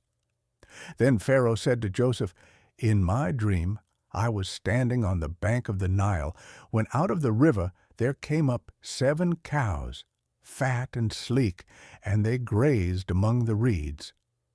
After them 7 other cows came up, scrawny and very ugly and lean. I had never seen such ugly cows in all the land of Egypt. The lean, ugly cows ate up the 7 fat cows that came up first. But even after they ate them, no one could tell that they had done so. They looked just as ugly as before. Then I woke up. In my dream, I saw 7 heads of grain, full and good, growing on a single stalk. After them, 7 other heads sprouted, withered and thin and scorched by the east wind. The thin heads of grain swallowed up the 7 good heads. I told this to the magicians, but none of them could explain it to me." Then Joseph said to Pharaoh, The dreams of Pharaoh are one and the same.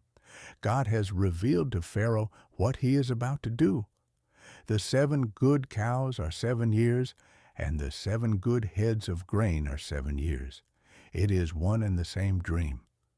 The 7 lean, ugly cows that came up afterward are 7 years, and so are the 7 worthless heads of grain scorched by the east wind. They are 7 years of famine. It is just as I said to Pharaoh. God has shown Pharaoh what he is about to do. 7 years of great abundance are coming throughout the land of Egypt, but 7 years of famine will follow them. Then all the abundance in Egypt will be forgotten, and the famine will ravage the land. The abundance in the land will not be remembered, because the famine that follows it will be so severe. The reason the dream was given to Pharaoh in 2 forms is that the matter has been firmly decided by God, and God will do it soon. And now, let Pharaoh look for a discerning and wise man and put him in charge of the land of Egypt. Let Pharaoh appoint commissioners over the land to take 1/5 of the harvest of Egypt during the 7 years of abundance. They should collect all the food of these good years that are coming and store up the grain under the authority of Pharaoh to be kept in the cities for food. This food should be held in reserve for the country to be used during the 7 years of famine that will come upon Egypt, so that the country may not be ruined by the famine. The plan seemed good to Pharaoh and to all his officials. So Pharaoh asked them, "Can we find anyone like this man, one in whom is the Spirit of God?" Then Pharaoh said to Joseph, "Since God has made all this known to you, there is no one so discerning and wise as you. You shall be in charge of my palace, and all my people are to submit to your orders. Only with respect to the throne will I be greater than you." So Pharaoh said to Joseph, "I hereby put you in charge of the whole land of Egypt." Then Pharaoh took his signet ring from his finger and put it on Joseph's finger. He dressed him in robes of fine linen and put a gold chain around his neck. He had him ride in a chariot as his second in command, and people shouted before him, "Make way!" Thus he put him in charge of the whole land of Egypt. Then Pharaoh said to Joseph, "I am Pharaoh, but without your word no one will lift hand or foot in all Egypt." Pharaoh gave Joseph the name Zaphenath-Paneah, and gave him Asenath, daughter of Potipherah, priest of On, to be his wife. And Joseph went throughout the land of Egypt. Joseph was 30 years old when he entered the service of Pharaoh, king of Egypt. And Joseph went out from Pharaoh's presence and traveled throughout Egypt. During the 7 years of abundance, the land produced plentifully. Joseph collected all the food produced in those 7 years of abundance in Egypt and stored it in the cities. In each city, he put the food grown in the fields surrounding it. Joseph stored up huge quantities of grain, like the sand of the sea. It was so much that he stopped keeping records because it was beyond measure. Before the years of famine came, 2 sons were born to Joseph by Asenath, daughter of Potipherah, priest of On. Joseph named his firstborn Manasseh and said, "It is because God has made me forget all my trouble and all my father's household." The second son he named Ephraim and said, "It is because God has made me fruitful in the land of my suffering." The 7 years of abundance in Egypt came to an end, and the 7 years of famine began, just as Joseph had said. There was famine in all the other lands, but in the whole land of Egypt there was food. When all Egypt began to feel the famine, the people cried to Pharaoh for food. Then Pharaoh told all the Egyptians, "Go to Joseph and do what he tells you." When the famine had spread over the whole country, Joseph opened all the storehouses and sold grain to the Egyptians, for the famine was severe throughout Egypt, and all the world came to Egypt to buy grain from Joseph, because the famine was severe everywhere. Genesis 42. When Jacob learned that there was grain in Egypt, he said to his sons, "Why do you just keep looking at each other?" He continued, "I have heard that there is grain in Egypt. Go down there and buy some for us, so that we may live and not die." Then 10 of Joseph's brothers went down to buy grain from Egypt. But Jacob did not send Benjamin, Joseph's brother, with the others, because he was afraid that harm might come to him. So Israel's sons were among those who went to buy grain, for there was famine in the land of Canaan also. Now, Joseph was the governor of the land, the person who sold grain to all its people. So when Joseph's brothers arrived, they bowed down to him with their faces to the ground. As soon as Joseph saw his brothers, he recognized them, but he pretended to be a stranger and spoke harshly to them. "Where do you come from?" he asked. "From the land of Canaan," they replied, "to buy food." Although Joseph recognized his brothers, they did not recognize him. Then he remembered his dreams about them and said to them, "You are spies. You have come to see where our land is unprotected." "No, my lord," they answered. "Your servants have come to buy food. We are all the sons of one man. Your servants are honest men, not spies." "No," he said to them, "you have come to see where our land is unprotected." But they replied, "Your servants were 12 brothers, the sons of one man, who lives in the land of Canaan. The youngest is now with our father, and one is no more." Joseph said to them, "It is just as I told you. You are spies, and this is how you will be tested. As surely as Pharaoh lives, you will not leave this place unless your youngest brother comes here. Send one of your number to get your brother. The rest of you will be kept in prison, so that your words may be tested to see if you are telling the truth. If you are not, then as surely as Pharaoh lives, you are spies." And he put them all in custody for 3 days. On the 3rd day, Joseph said to them, "Do this, and you will live, for I fear God. If you are honest men, let one of your brothers stay here in prison, while the rest of you go and take grain back for your starving households. But you must bring your youngest brother to me, so that your words may be verified and that you may not die." This they proceeded to do. They said to one another, "Surely we are being punished because of our brother. We saw how distressed he was when he pleaded with us for his life, but we would not listen. That's why this distress has come on us." Reuben replied, "Didn't I tell you not to sin against the boy? But you wouldn't listen. Now we must give an accounting for his blood." They did not realize that Joseph could understand them, since he was using an interpreter. He turned away from them and began to weep, but then came back and spoke to them again. He had Simeon taken from them and bound before their eyes. Joseph gave orders to fill their bags with grain, to put each man's silver back in his sack, and to give them provisions for their journey.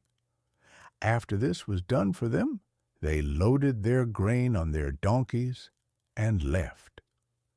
At the place where they stopped for the night, one of them opened his sack to get feed for his donkey, and he saw his silver in the mouth of his sack. "My silver has been returned," he said to his brothers. "Here it is in my sack. Their hearts sank, and they turned to each other trembling and said, "What is this that God has done to us?" When they came to their father Jacob in the land of Canaan, they told him all that had happened to them.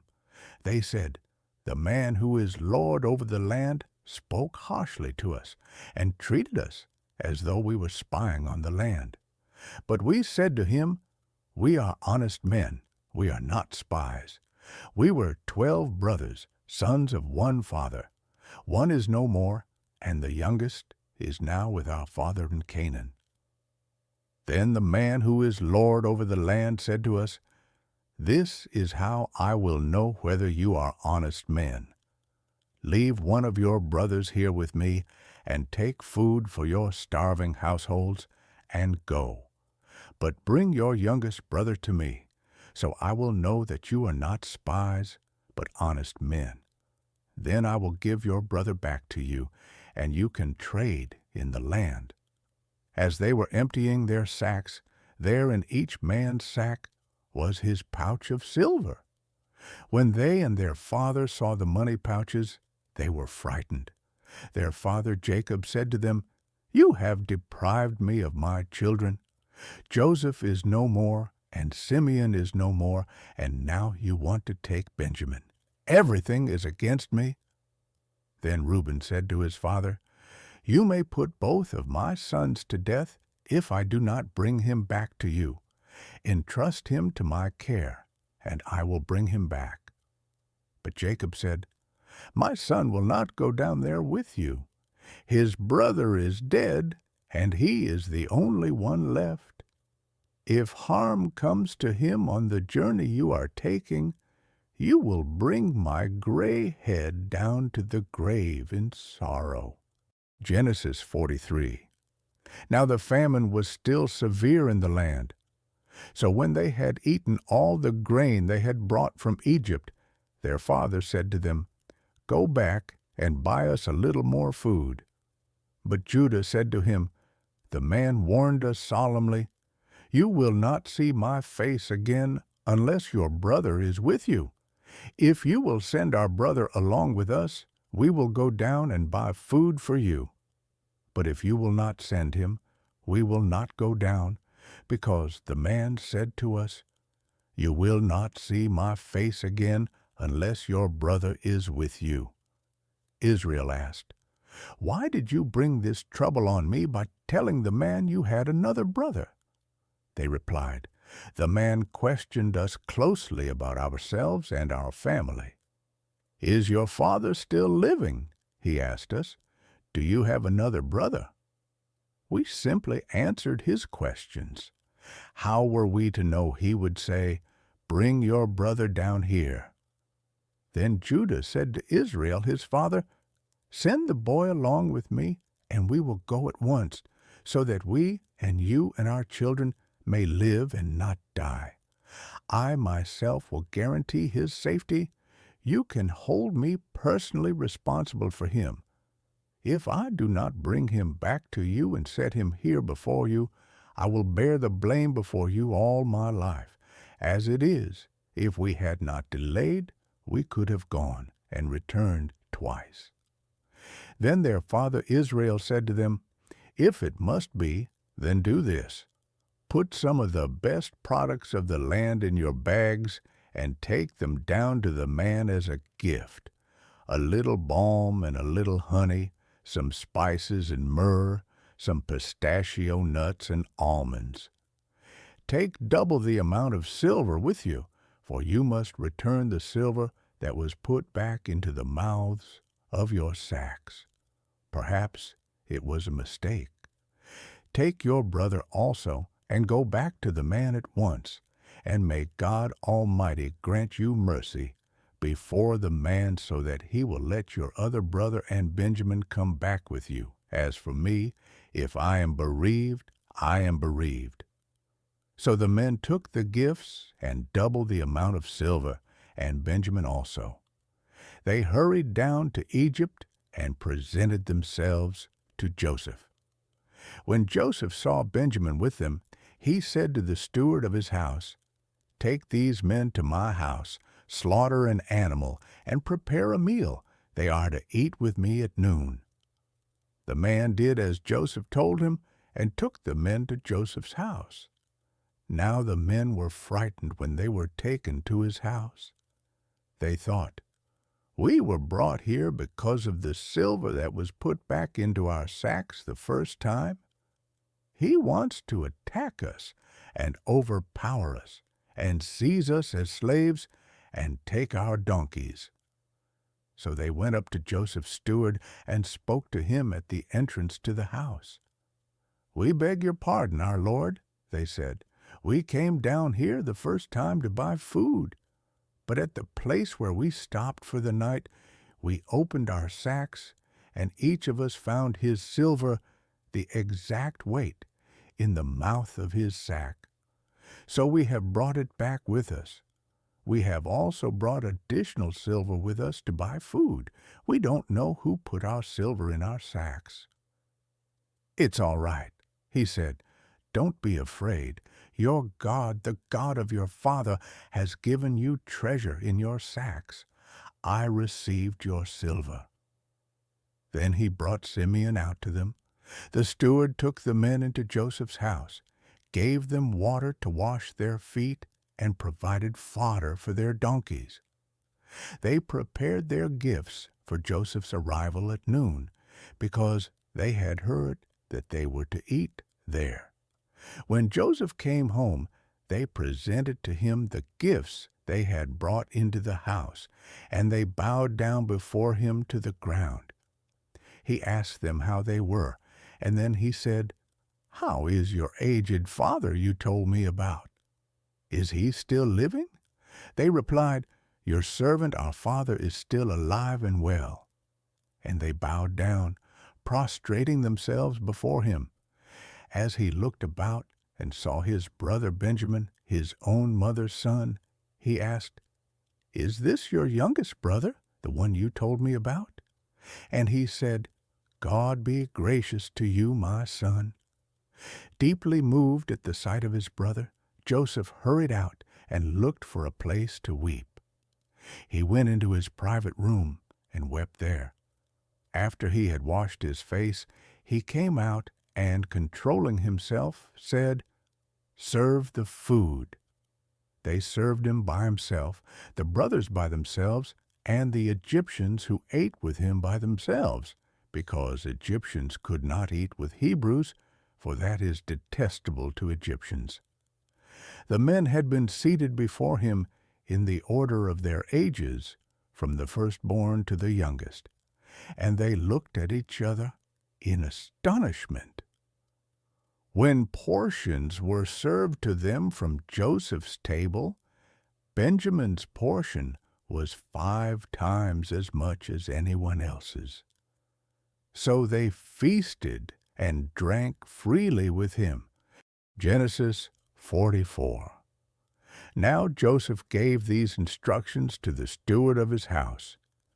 "Fill the men's sacks with as much food as they can carry, and put each man's silver in the mouth of his sack. Then put my cup, the silver one, in the mouth of the youngest one's sack, along with the silver for his grain." And he did as Joseph said. As morning dawned, the men were sent on their way with their donkeys. They had not gone far from the city when Joseph said to his steward, "Go after those men at once, and when you catch up with them, say to them, 'Why have you repaid good with evil? Isn't this the cup my master drinks from and also uses for divination? This is a wicked thing you have done.'" When he caught up with them, he repeated these words to them.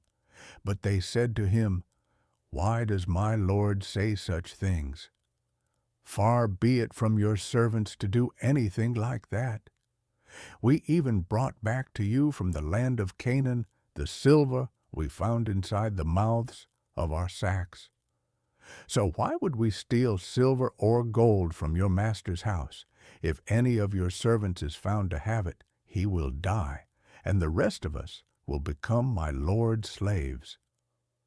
"Very well then," he said, Let it be as you say.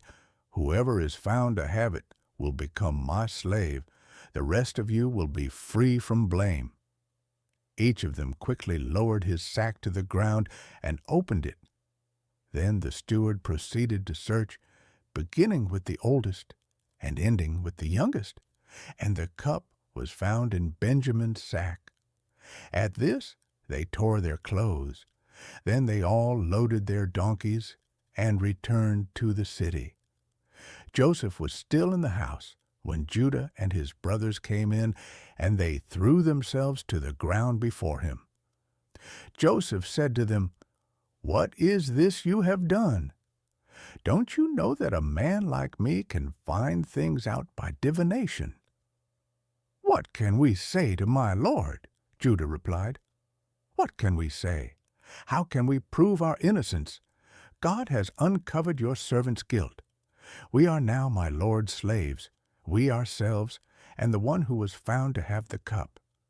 But Joseph said, "Far be it from me to do such a thing. Only the man who was found to have the cup will become my slave. The rest of you, go back to your father in peace." Then Judah went up to him and said, "Pardon your servant, my lord. Let me speak a word to my lord. Do not be angry with your servant, though you are equal to Pharaoh himself." My lord asked his servants, "Do you have a father or a brother?"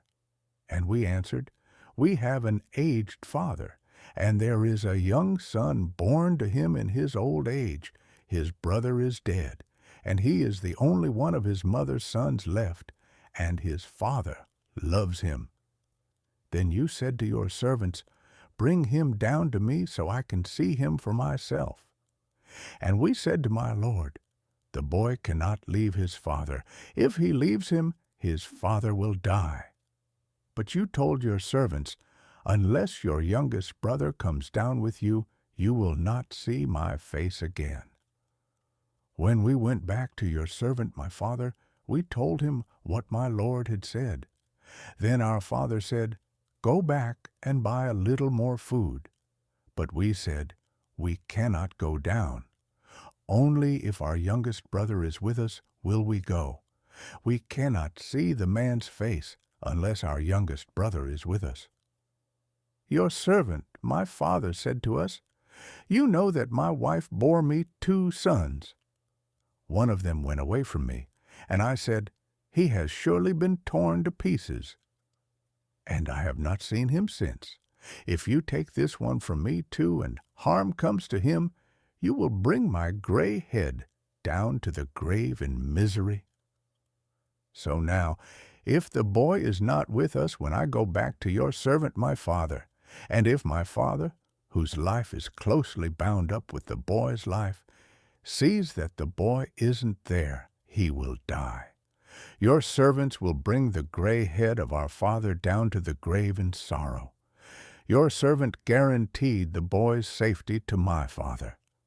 I said, "If I do not bring him back to you, I will bear the blame before you, my father, all my life. Now then, please let your servant remain here as my lord's slave in place of the boy, and let the boy return with his brothers. How can I go back to my father if the boy is not with me? No, do not let me see the misery that would come on my father." Genesis 45. Then Joseph could no longer control himself before all his attendants, and he cried out, "Have everyone leave my presence!" So there was no one with Joseph when he made himself known to his brothers. And he wept so loudly that the Egyptians heard him, and Pharaoh's household heard about it. Joseph said to his brothers, "I am Joseph. Is my father still living?" But his brothers were not able to answer him, because they were terrified at his presence. Then Joseph said to his brothers, "Come close to me." When they had done so, he said, "I am your brother Joseph, the one you sold into Egypt. And now, do not be distressed and do not be angry with yourselves for selling me here, because it was to save lives that God sent me ahead of you. For 2 years now, there has been famine in the land, and for the next 5 years there will be no plowing and reaping. But God sent me ahead of you to preserve for you a remnant on earth and to save your lives by a great deliverance. So then, it was not you who sent me here, but God. He made me father to Pharaoh, lord of his entire household and ruler of all Egypt. Now hurry back to my father and say to him, 'This is what your son Joseph says. God has made me lord of all Egypt. Come down to me. Don't delay. You shall live in the region of Goshen and be near me.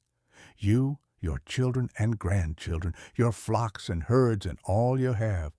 I will provide for you there because 5 years of famine are still to come. Otherwise, you and your household and all who belong to you will become destitute.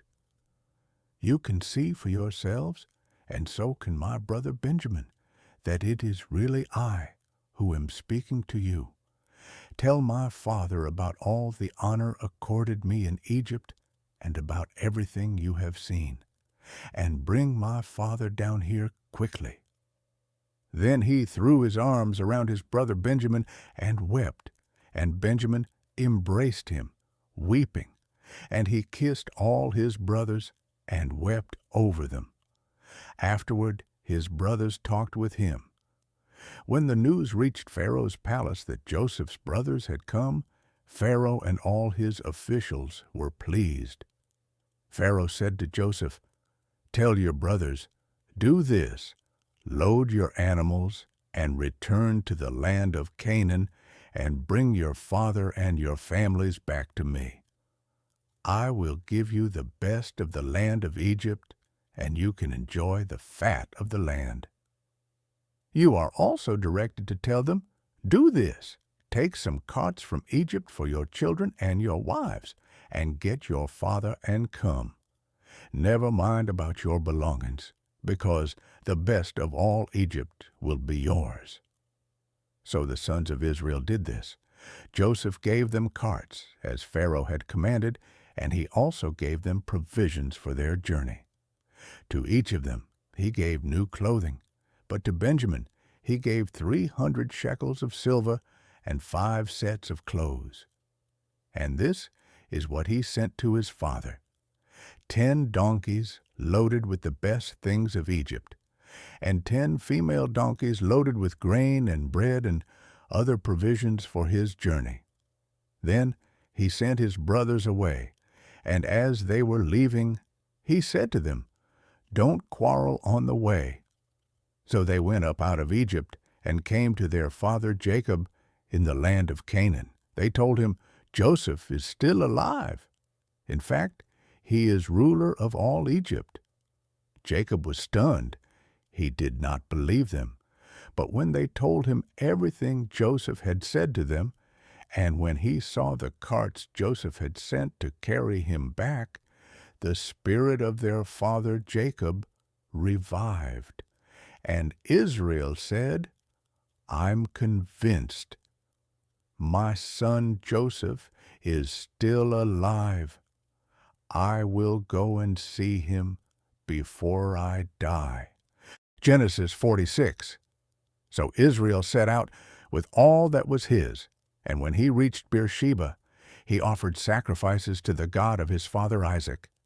And God spoke to Israel in a vision at night and said, "Jacob, Jacob."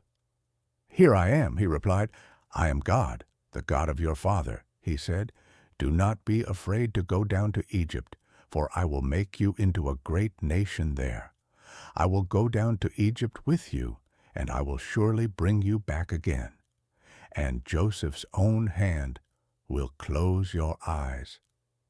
Then Jacob left Beersheba, and Israel's sons took their father Jacob and their children and their wives in the carts that Pharaoh had sent to transport him. So Jacob and all his offspring went to Egypt, taking with them their livestock and the possessions they had acquired in Canaan, Jacob brought with him to Egypt his sons and grandsons and his daughters and granddaughters, all his offspring. These are the names of the sons of Israel, Jacob and his descendants, who went to Egypt. Reuben, the firstborn of Jacob. The sons of Reuben, Hanok, Palu, Hezron, and Carmi. The sons of Simeon, Jemuel, Jamin, Ohad, Jachin, Zohar, and Shaul, the son of a Canaanite woman. The sons of Levi, Gershon, Kohath, and Merari. The sons of Judah, Onan, Shelah, Perez, and Zerah. But and Onan had died in the land of Canaan. The sons of Perez, Hezron, and Hamul.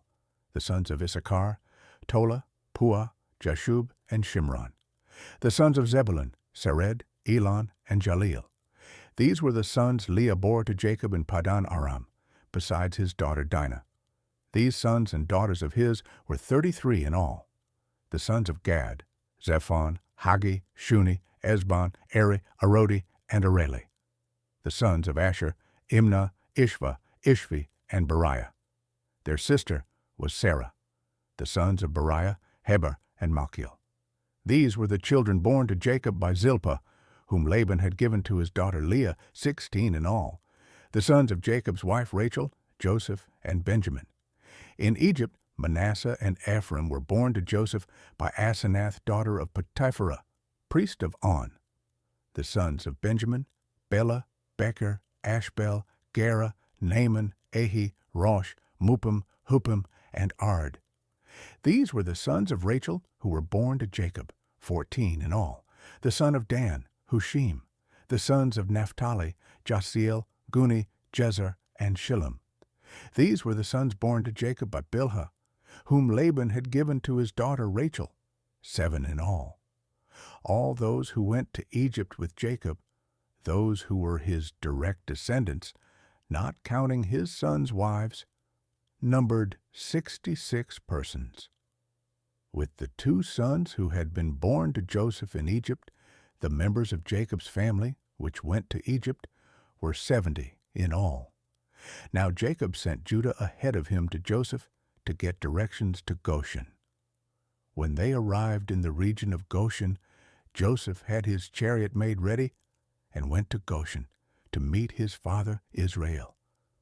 As soon as Joseph appeared before him, he threw his arms around his father and wept for a long time. Israel said to Joseph, "Now I am ready to die, since I have seen for myself that you are still alive."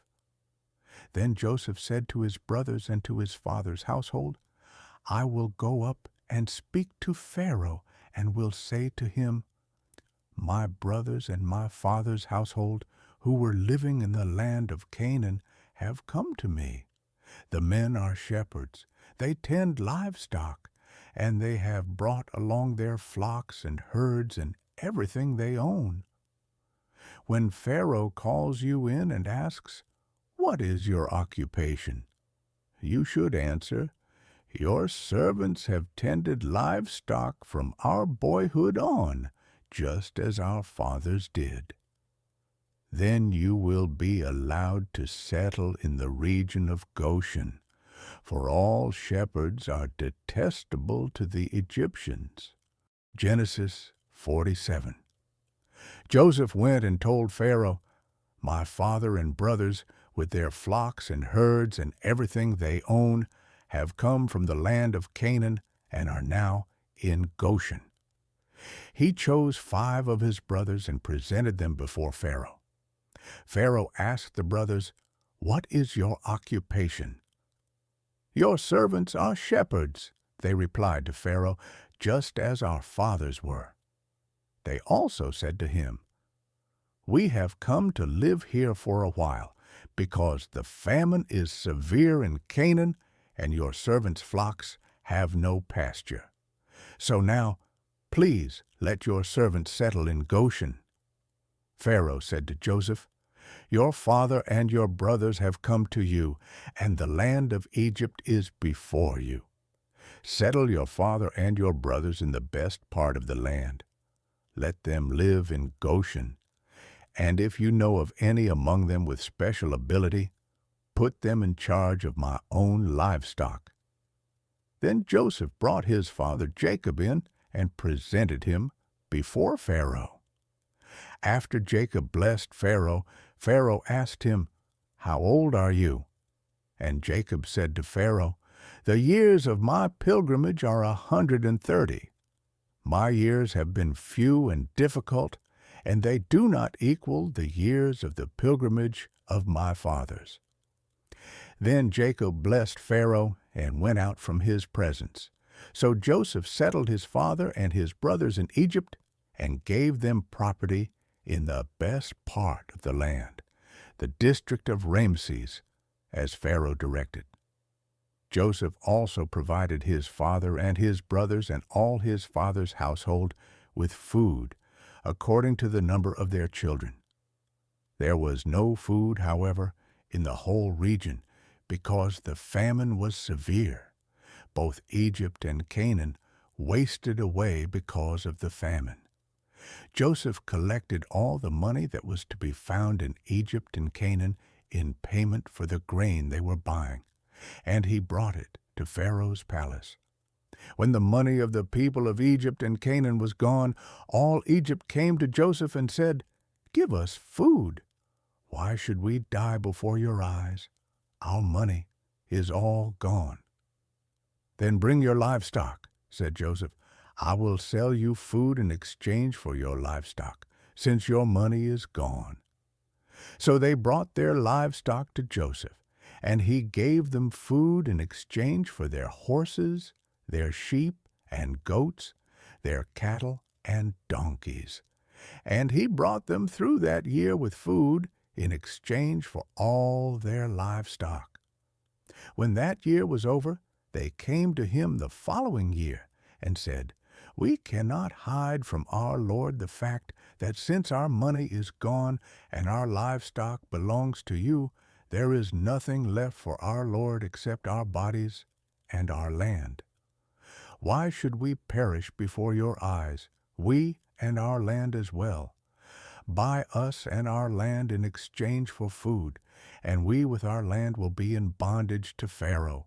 Give us seed so that we may live and not die, and that the land may not become desolate."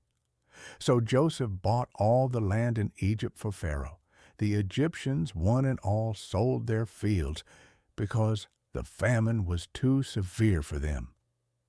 The land became Pharaoh's, and Joseph reduced the people to servitude from one end of Egypt to the other. However, he did not buy the land of the priests because they received a regular allotment from Pharaoh and had food enough from the allotment Pharaoh gave them. That is why they did not sell their land. Joseph said to the people, "Now that I have bought you and your land today for Pharaoh, here is seed for you, so you can plant the ground. But when the crop comes in, give a fifth of it to Pharaoh.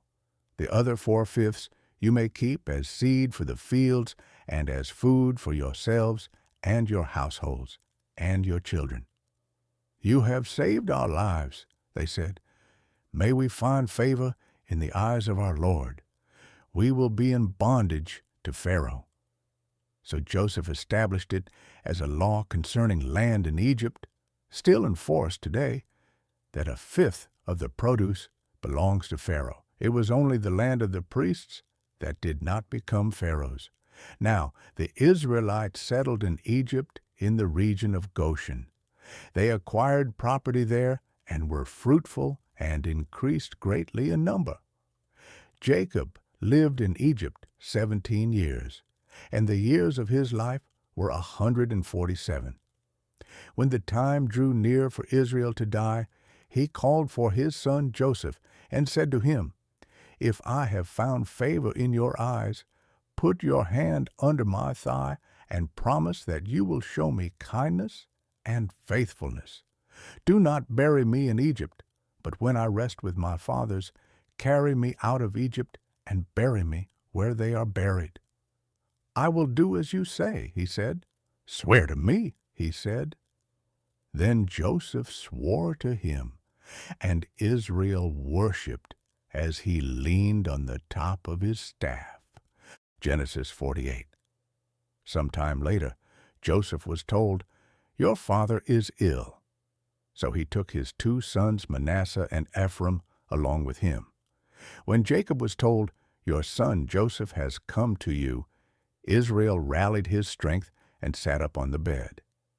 Jacob said to Joseph, "God Almighty appeared to me at Luz in the land of Canaan, and there he blessed me and said to me, 'I am going to make you fruitful and increase your numbers. I will make you a community of peoples, and I will give this land as an everlasting possession to your descendants after you.' Now then, your 2 sons born to you in Egypt before I came to you here will be reckoned as mine. Ephraim and Manasseh will be mine, just as Reuben and Simeon are mine. Any children born to you after them will be yours. In the territory they inherit, they will be reckoned under the names of their brothers. As I was returning from Paddan, to my sorrow, Rachel died in the land of Canaan while we were still on the way, a little distance from Ephrath. So I buried her there beside the road to Ephrath, that is Bethlehem. When Israel saw the sons of Joseph, he asked, 'Who are these?' 'They are the sons God has given me here,' Joseph said to his father. Then Israel said, 'Bring them to me, so I may bless them.' Now Israel's eyes were failing because of old age, and he could hardly see. So Joseph brought his sons close to him, and his father kissed them and embraced them. Israel said to Joseph, 'I never expected to see your face again, and now God has allowed me to see your children too.' Then Joseph removed them from Israel's knees and bowed down with his face to the ground, and Joseph took both of them, Ephraim on his right toward Israel's left hand, and Manasseh on his left toward Israel's right hand, and brought them close to him. But Israel reached out his right hand and put it on Ephraim's head, though he was the younger, and crossing his arms, he put his left hand on Manasseh's head, even though Manasseh was the firstborn. Then he blessed Joseph and said, 'May the God before whom my fathers Abraham and Isaac walked faithfully, the God who has been my shepherd all my life to this day, the angel who has delivered me from all harm, may he bless these boys. May they be called by my name and the names of my fathers Abraham and Isaac, and may they increase greatly on the earth.' When Joseph saw his father placing his right hand on Ephraim's head, he was displeased. So he took hold of his father's hand to move it from Ephraim's head to Manasseh's head. Joseph said to him, 'No, my father, this one is the firstborn. Put your right hand on his head.' But his father refused and said, 'I know, my son, I know. He too will become a people, and he too will become great. Nevertheless, his younger brother will be greater than he, and his descendants will become a group of nations.' He blessed them that day and said, 'In your name will Israel pronounce this blessing. May God make you like Ephraim and Manasseh.' So he put Ephraim ahead of Manasseh. Then Israel said to Joseph, 'I am about to die, but God will be with you and take you back to the land of your fathers. And to you I give one more ridge of land than to your brothers, the ridge I took from the Amorites with my sword and my bow.'" Genesis 49. Then Jacob called for his sons and said, "Gather around so I can tell you what will happen to you in days to come. Assemble and listen, sons of Jacob. Listen to your father Israel. Reuben, you are my firstborn, my might, the first sign of my strength, excelling in honor, excelling in power. Turbulent as the waters, you will no longer excel, for you went up onto your father's bed, onto my couch, and defiled it. Simeon and Levi are brothers, Their swords are weapons of violence. Let me not enter their council, let me not join their assembly, for they have killed men in their anger, and hamstrung oxen as they pleased. Cursed be their anger, so fierce, and their fury so cruel. I will scatter them in Jacob, and disperse them in Israel. Judah, your brothers will praise you. Your hand will be on the neck of your enemies. Your father's sons will bow down to you. You are a lion's cub, Judah. You returned from the prey, my son. Like a lion he crouches and lies down, like a lioness. Who dares to rouse him? The scepter will not depart from Judah, nor the ruler's staff from between his feet, until he to whom it belongs shall come, and the obedience of the nations shall be his.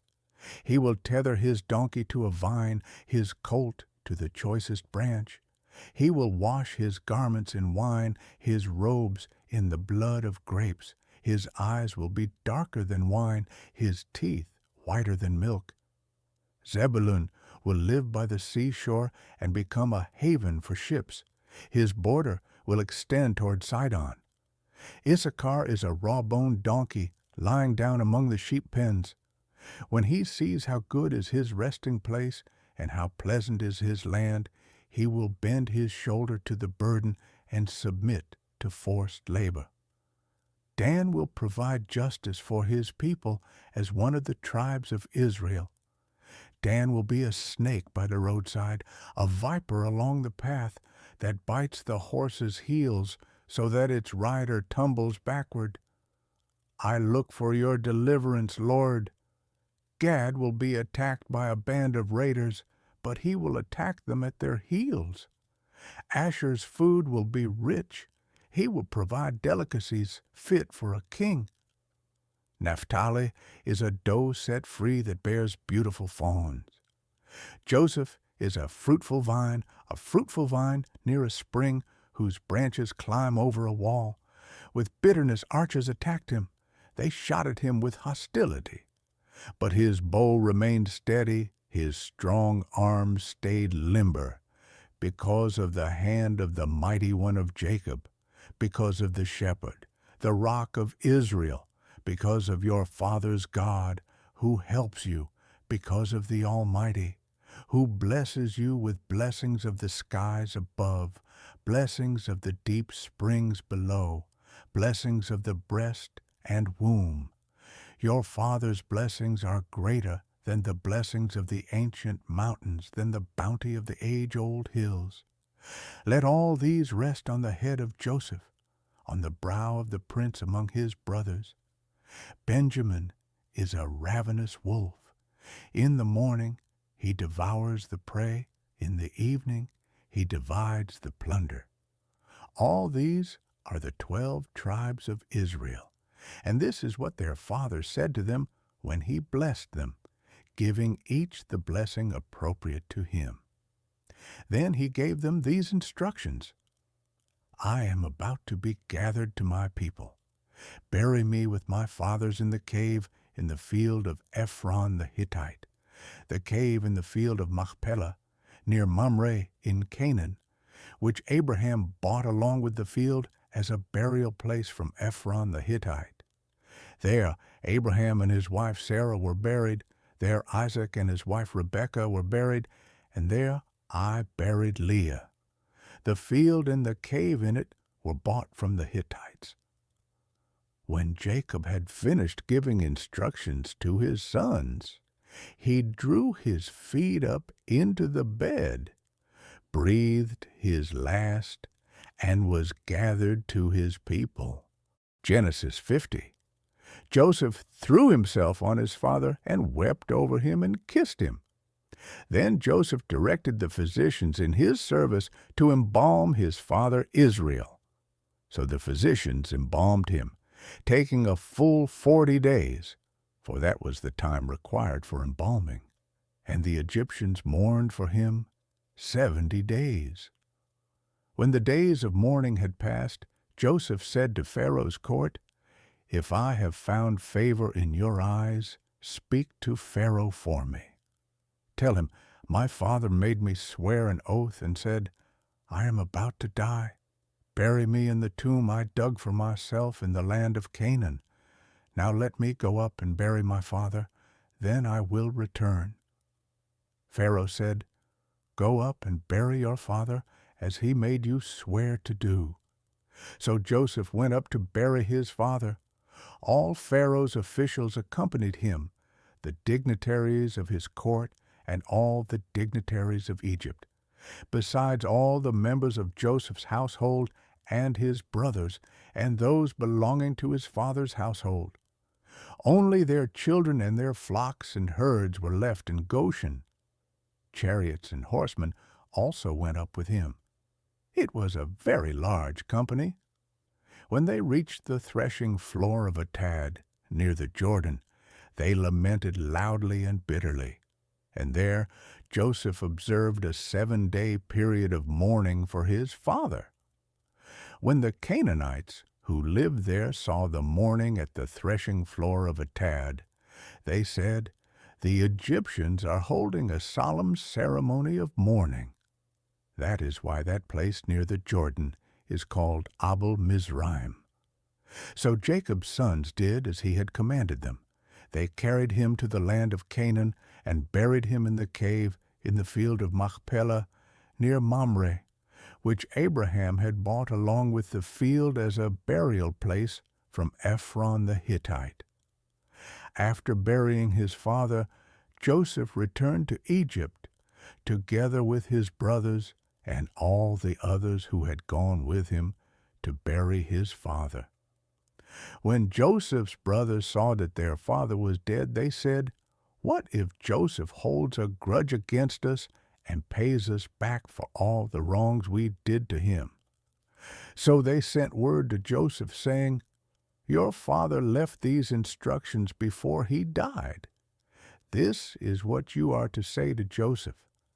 I ask you to forgive your brothers the sins and the wrongs they committed in treating you so badly.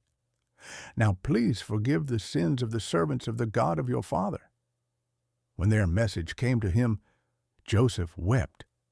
His brothers then came and threw themselves down before him. We are your slaves, they said. But Joseph said to them, Don't be afraid. Am I in the place of God? You intended to harm me, but God intended it for good to accomplish what is now being done, the saving of many lives. So then, don't be afraid. I will provide for you and your children. And he reassured them and spoke kindly to them. Joseph stayed in Egypt, along with all his father's family. He lived 110 years and saw the third generation of Ephraim's children. Also, the children of Machir, son of Manasseh, were placed at birth on Joseph's knees.